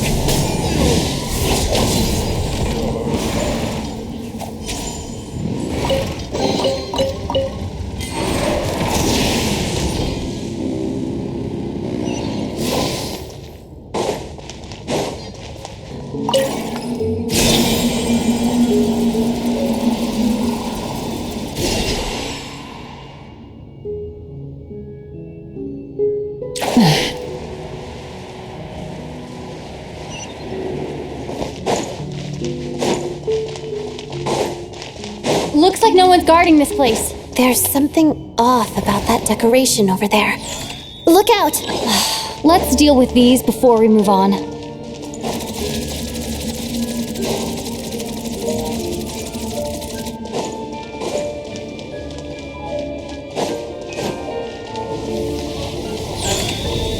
Burn it down!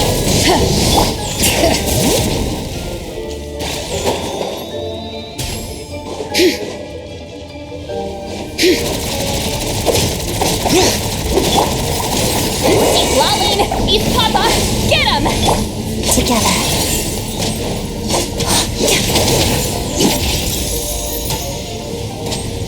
Walls of the snowflakes.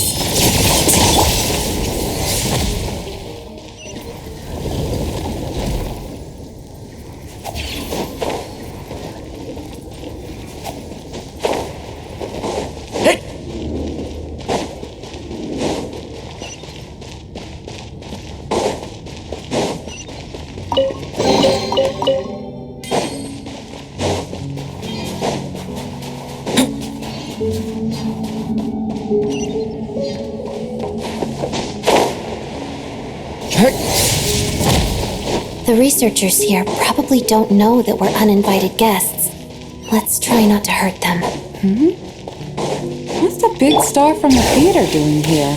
Was the whole reason for Project Stuja to support the research here at the Armory Palace? Just what are the Fatui and the Tsaritsa planning?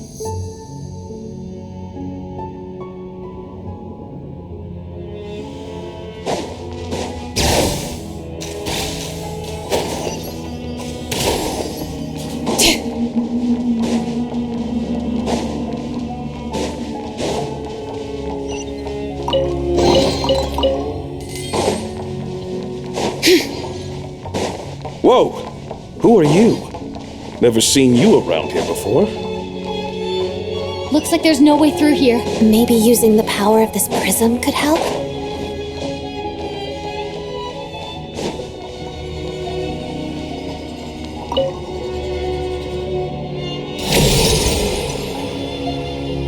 I think I see some images. It's the prism's power at play, causing images of the past to reappear, albeit only as illusions.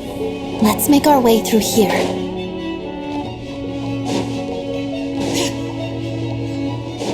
Paimon and the Jester? Is this another scene from the past? Yes. It looks quite old, though. I don't think it happened in the recent past.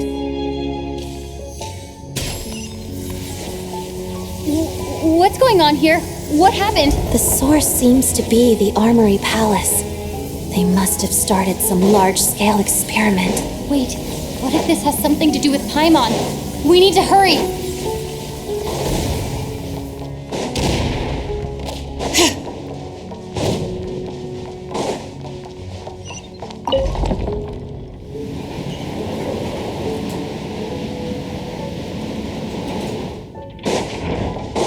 We're almost there. The Armory Palace is just up ahead. Paimon, please be okay.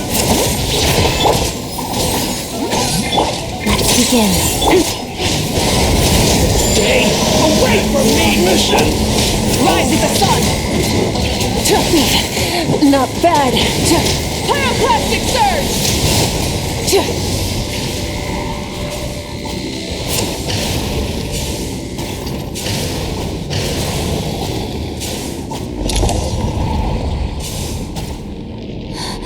What's going on?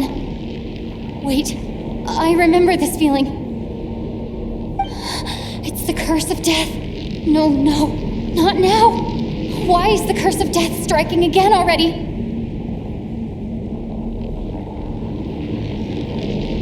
Odette?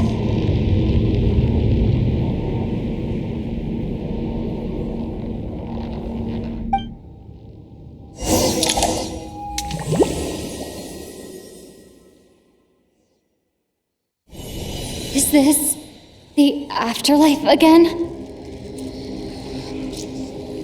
I need to find a way back to reality. Is that Odette's core ignis? Could that be what just woke me up?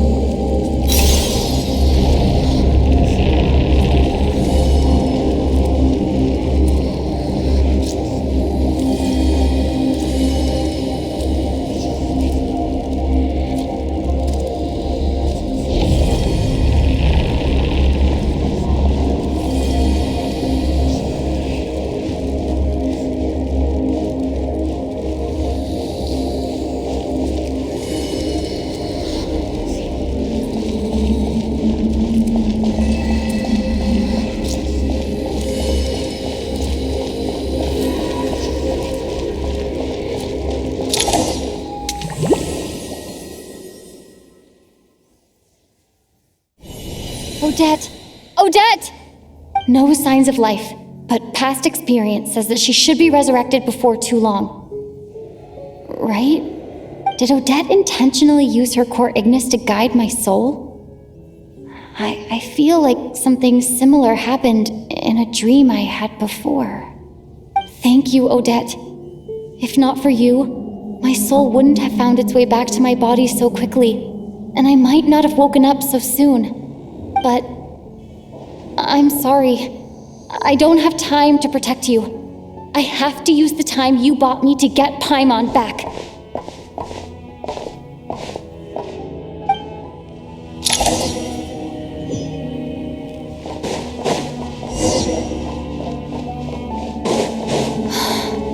Sure enough, everyone here has been Paimon!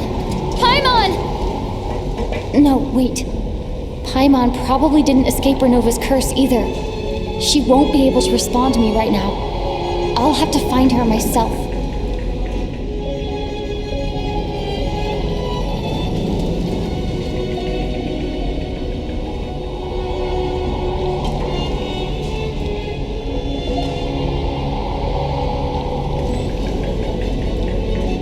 Nitya!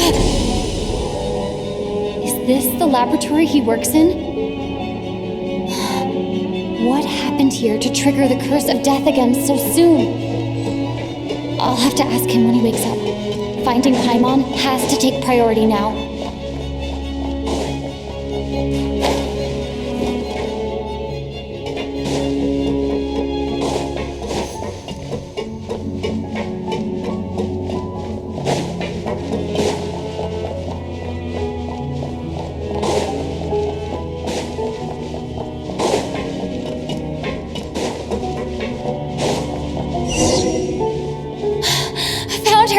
Paimon really is here!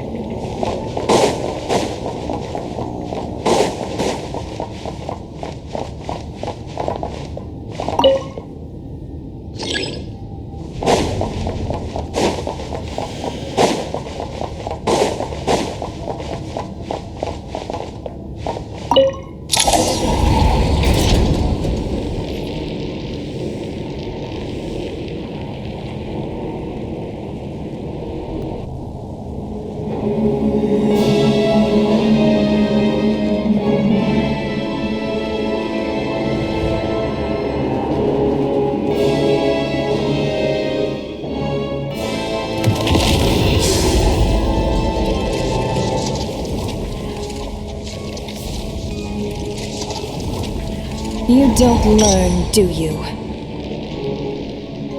You've already been involved in one mass death, and now you show up at the scene of another. This might have passed for a coincidence the first time, but a second time? Am I to assume you are intentionally interfering in Snezhnaya's affairs? Judging by your expression, it seems that you understand little of what is going on here. In that case, a word to the wise. Do not interfere in Snezhnaya's affairs. A civilization that fails to learn its lesson constantly depletes its own worth. It will one day lose any reason for its existence. And as a descender, you are perfectly suited to be the lifeline to which a dying civilization might desperately cling.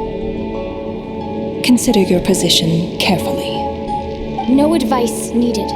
I'll make my own judgments. Suit yourself. When the day of reckoning arrives, not even a descender can hope to escape unscathed. The time for resurrection fast approaches. The mortals here are not yet worthy to behold my form. So that will be all for today.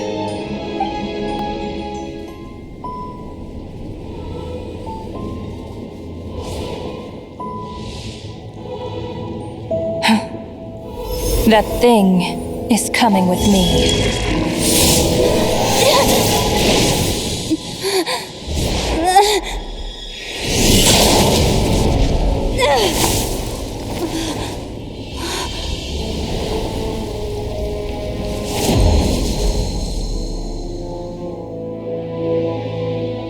You awoke sooner than I thought. The curse of immortality is stubborn, unable to enter the ley lines, yet not content to remain a spirit. Ruler of Death, what do you want? You perplex me. Both you and you. That thing may be a creation of Celestia, but it possesses none of Celestia's power, let alone authority. Your obsession with it baffles me. No matter, the resurrection will soon begin.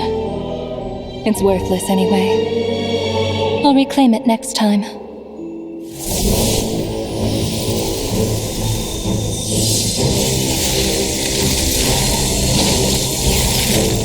Hey, who says there'll be a next time?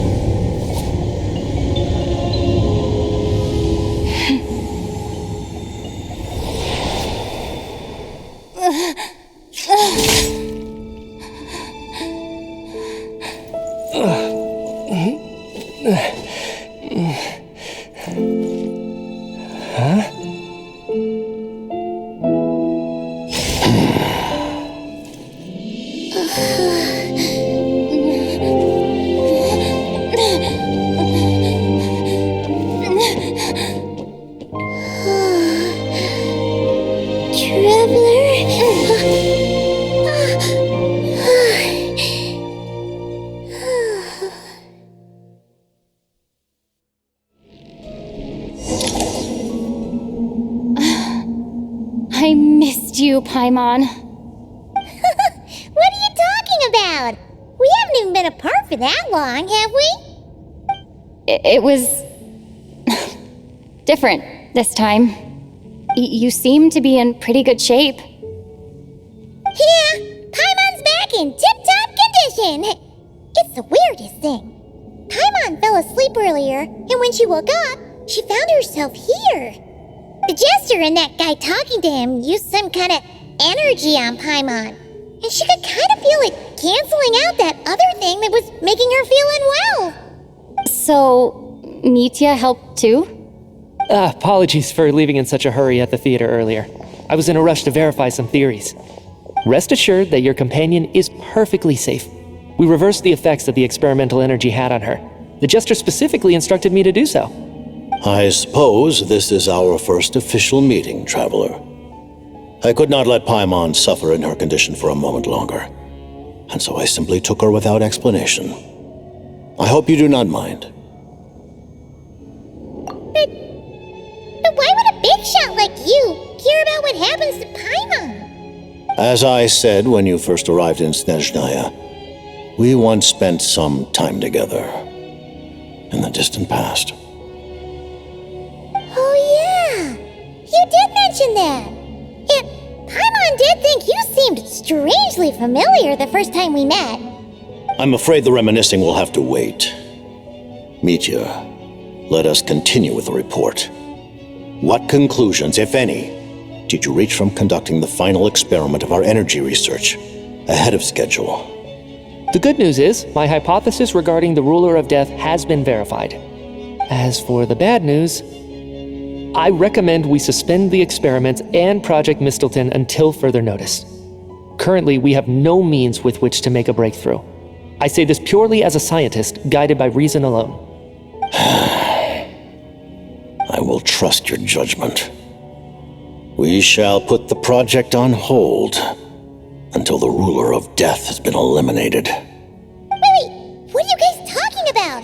You want to get rid of Renova? Like, how? By killing her? By whatever means necessary, so long as it removes the threat she poses to us. Until then, everything we do will be in vain. After what just happened, I've ascertained Renova's goal, or rather, the trigger condition for the Curse of Death.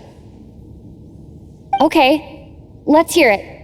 What she's doing is blocking Snezhnaya's technological progress, preventing us from possessing any means with which to threaten the heavenly principles. Just like the little lapdog she is. So, any ideas, research, or experiments that lead to technological progress can trigger the curse. Just now, for instance, I was set to launch a final phase energy experiment ahead of schedule. If the experiment was successful, we could have achieved a crucial breakthrough. As expected, though, the moment the experiment began, all the researchers, technicians, and witnesses died from the curse. All that effort, not to mention the energy and materials we relied on Project Stuja to gather for us, went to waste. In the end, nothing was gained. Does that mean something similar happened when we were at the theater? That's right. During the performance, I thought of an important breakthrough regarding the experiment, and wound up dragging everyone into this. So the nature of the curse seems to be something like, when moments of technological progress occur, all life in the vicinity is taken away. What a violent method! Of course, that meant the curse was normally limited to the Armory Palace. Since outsiders are forbidden from entering, this mass death phenomenon went unnoticed, until Odette came along. I believe she was the first witness. The Curse of Death was triggered just before she infiltrated the Armory Palace that day. But you mentioned something about a final stage experiment. Doesn't that mean you actually made some progress? That's right. Even with the gods locking certain key components out of reach, humanity can still advance technology in incremental steps accumulated over time. But, as I'm sure Renova anticipated, even incremental progress has its limits, a point where the truth you're seeking must be put to the test in an experiment. You mean the experiment you were just about to do? Yes, we were at a critical juncture, a moment where the quantitative was about to translate into fundamental qualitative change. With this single experiment, we could have brought everything we've worked for to fruition. But now, after already being forced to fumble around in the dark all this time, it feels like we've truly hit an impenetrable wall.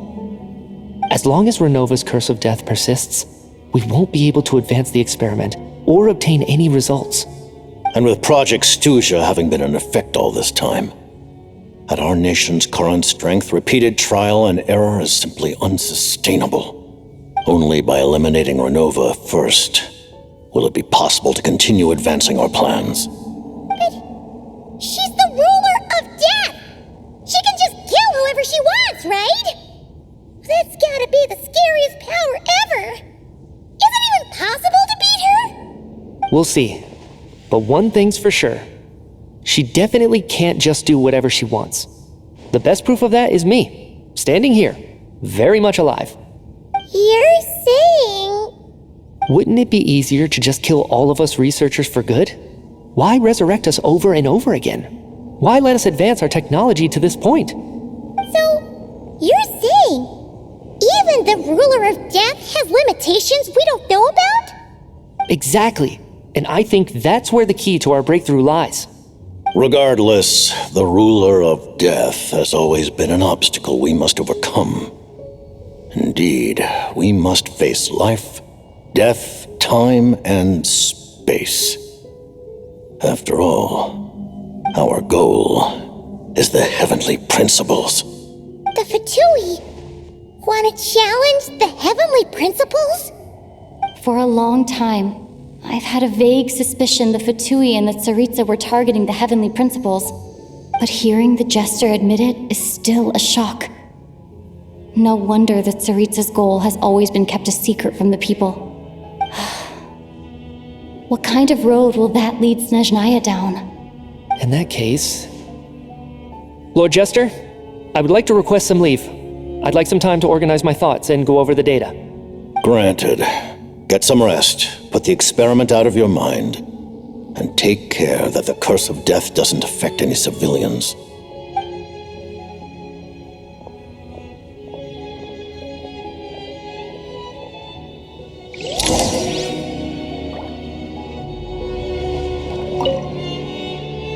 While there is yet time, allow me to offer you my hospitality, honored guest of Snezhnaya. Is there anything you wish to know?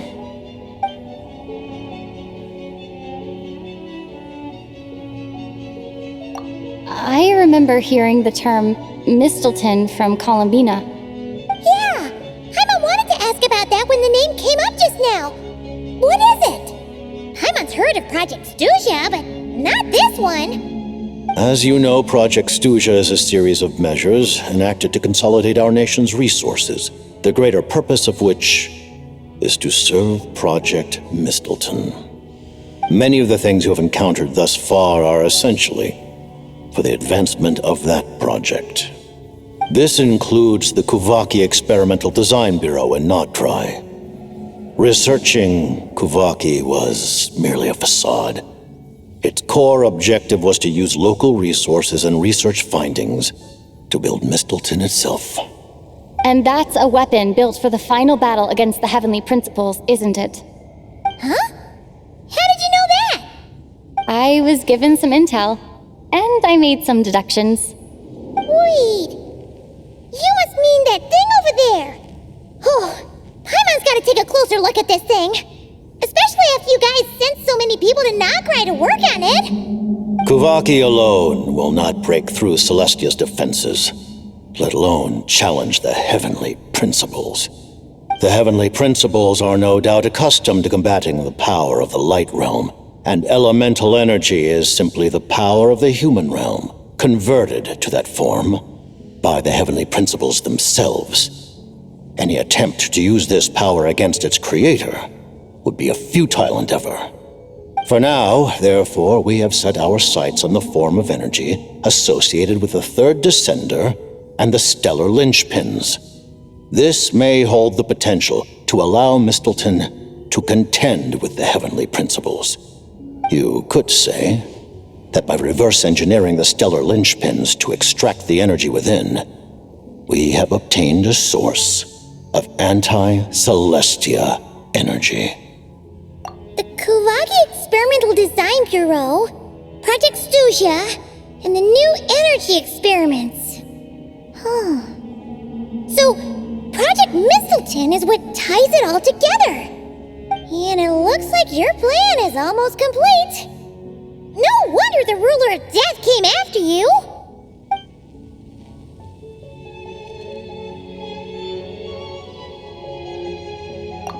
Thank you for telling me so much.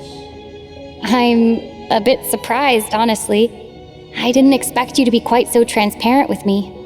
Given the circumstances, the Fatui need not hide anything from our allies. Allies? To advance Project Mistelton, we must first resolve our issue with the Ruler of Death. And if I presume correctly, you have no intention of letting her actions go unpunished either, do you? That's right.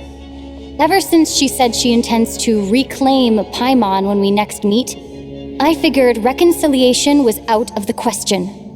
Against an opponent of this caliber, deliberating over our allegiances would waste time we do not have.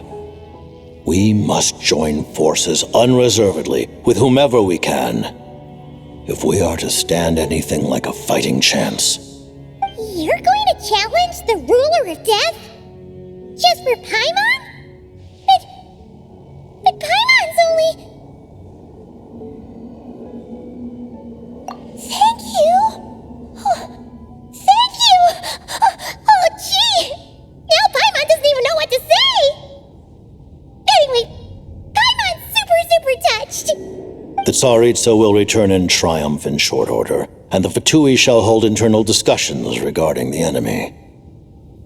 The time for us to meet again will come very soon. Got it. Thanks for your help with Paimon. I'll be sure to look after her for you. anything. Well, it's just a request, really. Paimon really wants to see what this Mistelton thingy you're gonna use against the Heavenly Principles looks like. Of course, Paimon knows it's top secret and stuff, but she just had to ask. It's okay if the answer's no. Certainly you may. Oh, for real? Actually, maybe it's best not to. What if her nova suddenly pops up again? She might take this chance to... While the technology is not yet fully developed, it has nevertheless reached the stage where Celestia's creations are unable to damage it. In that regard, you may rest assured. Oh. Wow. No wonder Paimon felt so out of sorts recently, even though I was super far away. Alright then! Paimon's ready to take a sneaky peek at this top secret super weapon!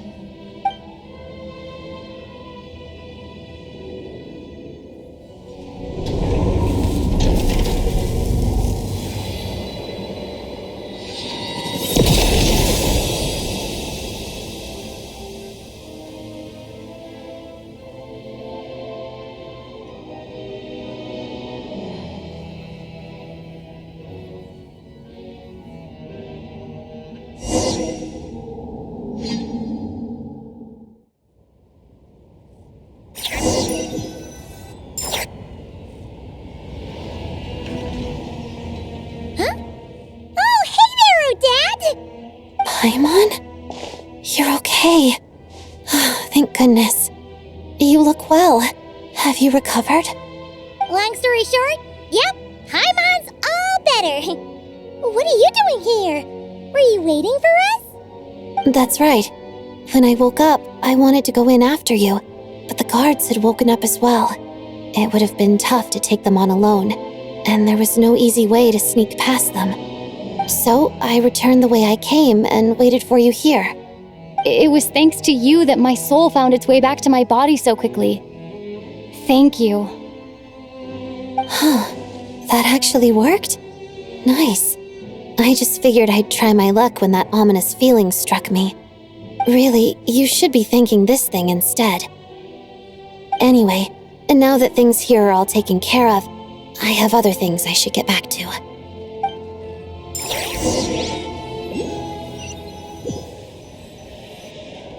Ah, Director Chuganoth, you're back. We just received notice that Project Stuja has been suspended, so we've convened an emergency meeting. This is the preliminary plan. In addition to expanding production capacity, we've also discussed feasible layoff plans to optimize revenue and expenditure structure. Our calculations indicate that the factory's profits will increase by at least 30%. Just give the word, Director. That won't be necessary. Leave the energy for those who need it. Whether they use it just to get by or to run a business, that's up to them. Start preparing to halt production and lay off the staff. Make sure the workers are able to land on their feet and that they are duly compensated. Thank you all for your hard work during this time. Am I hearing you right? Why? After all the tough times we made it through, now is exactly when we should start to turn a profit. I just suddenly don't want to do this anymore. Huh. Does there have to be a reason? Iskra, it's time to rest. Dear esteemed members of the Rokot, given the effects of Lelik's radical actions upon our organization's reputation and social stability, a decision has been made to permanently withdraw this codename from use. Considering that Lelik did what they did for the benefit of the people, the Rokot has nevertheless negotiated with the authorities, ultimately securing a waiver for all penalties due to them. Lelik will be suspended for a period of time. Depending on their future performance, they may be allowed to adopt a new codename and continue acting as part of the Rokot. The purpose of this notice is to remind everyone once again that motives and methods are equally important when one operates in the shadows. Even with Project Stuja's suspension and our interim operational victory, we must guard against complacency and rashness and work to consolidate the progress we have made so far.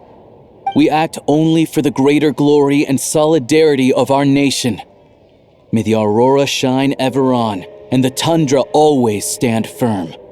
We act only for the greater glory and solidarity of our nation. May the aurora shine ever on, and the tundra always stand firm. Looks like it's finally over. You mean for us? Just thinking out loud. I've never seen the Snezhna Gradvecha so lively before. I never once thought I'd come here. But I understand everything now, Rosaline.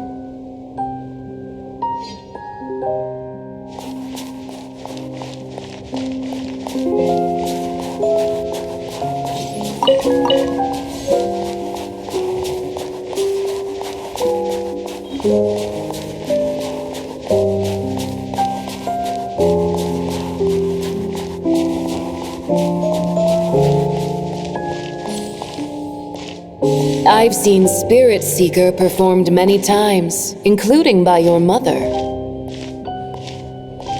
Why do you bring that up all of a sudden? Even though the choreography is always identical, every dancer finds a way to make it her own.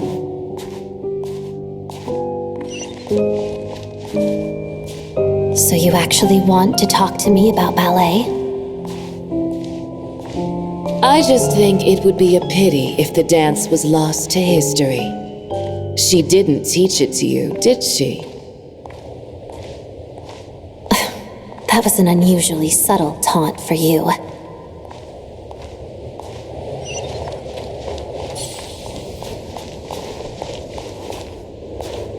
We embraced one another on the snow-swept plains, melting the ruthlessness of time. But when our bodies, in pieces, are cast to the winds, what of our love will remain behind?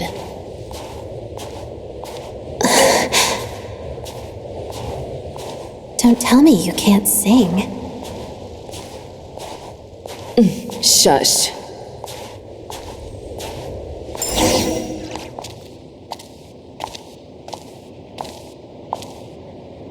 I understand her hatred. The Fatui robbed her of the life she should have had. I never opposed her dancing. Yet still I became an enemy of her ballet. I'll just keep my distance. Many despise me. I'm used to it. You're certainly not one to shy away from confrontation. But children, they need a different approach. I'm hardly the most maternal figure. Yet she is a child. In my experience, while a father commands authority, he must still yield to love. You should tell her what you think about her dancing.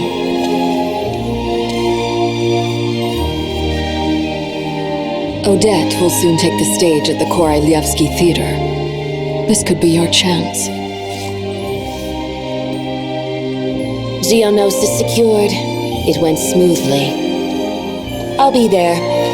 Have them send me an invitation.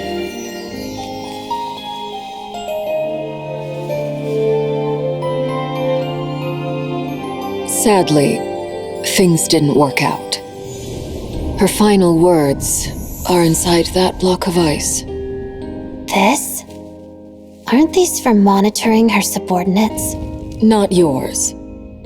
This one isn't her witch's flame, but my two worlds' flames.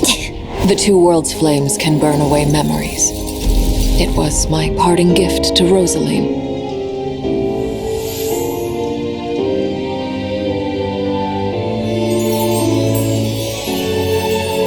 If all goes to plan, she and I will both live to see the Tsaritsa succeed.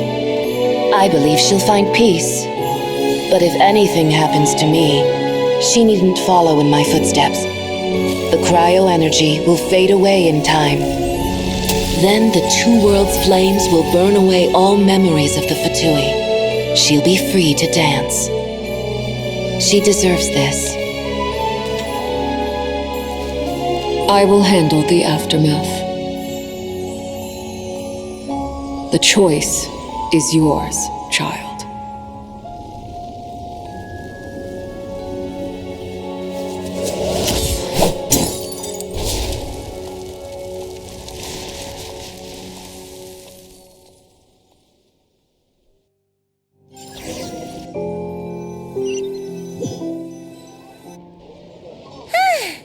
Fresh air at last! Paimon's head isn't spinning anymore, and the fever's all gone.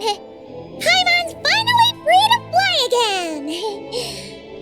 Oh, it's nice to finally know where Paimon came from, too. It did make Paimon a little nervous at first, but it's such a relief now. Like, who cares if Paimon's a creation of Celestia? She's probably not anyone that important. Probably just the fairy of food and fun or something. And like you said, this doesn't have to change anything between us. You're not gonna just... Hey, hurry up! Why are you walking so slowly? You've spent the last few days lying in bed and stuffing your face. I didn't think you'd be able to fly this fast. Says who? Paimon's as agile as ever. They don't call her White Floaty for nothing. Paimon originally wanted to check out the bookstores in Snezhnograd, but she's more in the mood for flying around right now, so let's save that for later. Wait, they've got light novels from Yai Publishing House here too. Huh? And this is Paimon's favorite mystery story from Fontaine! Wow! They got a sequel! The local Snezhnaya books look pretty interesting too, but also kinda heavy. Not the easiest things to look around. I thought you were in the mood for flying around. Paimon can read while she flies. Hey! Look at these two dolls! Which do you like better? Alright! Boss, we'll take both. Paimon will have the other one. Oh, I thought we were only getting one. All right, fine, I'll pay. There you are. Thanks for visiting. Paimon will grab this and then... Huh? Huh? Huh?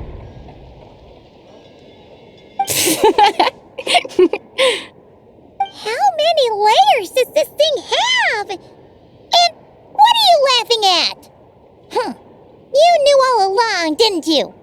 A whole bunch of people are gathered over by the plaza. Hey, look! That looks like Tartaglia! Hey, Tartaglia! I know that voice. Of course. If it isn't Paimon and my old comrade. You're looking well, Paimon. All better? Yeah! The Jester knew what was wrong and fixed Paimon right up! Thanks for sending someone to keep Paimon safe, too. Oh, yeah. About that. That was kind of embarrassing. Who could have known that our director would go looking for you in person? So sorry for the misunderstanding. Oh, right. Let me introduce you. This is my little sister, Tonya. Hello, Tonya. Hello. Firstly, I'm really sorry about my brother. Sounds like he's caused you no end of trouble. Hey now, why'd you have to start with that? Not that it isn't true, of course. So she's the real Tonya.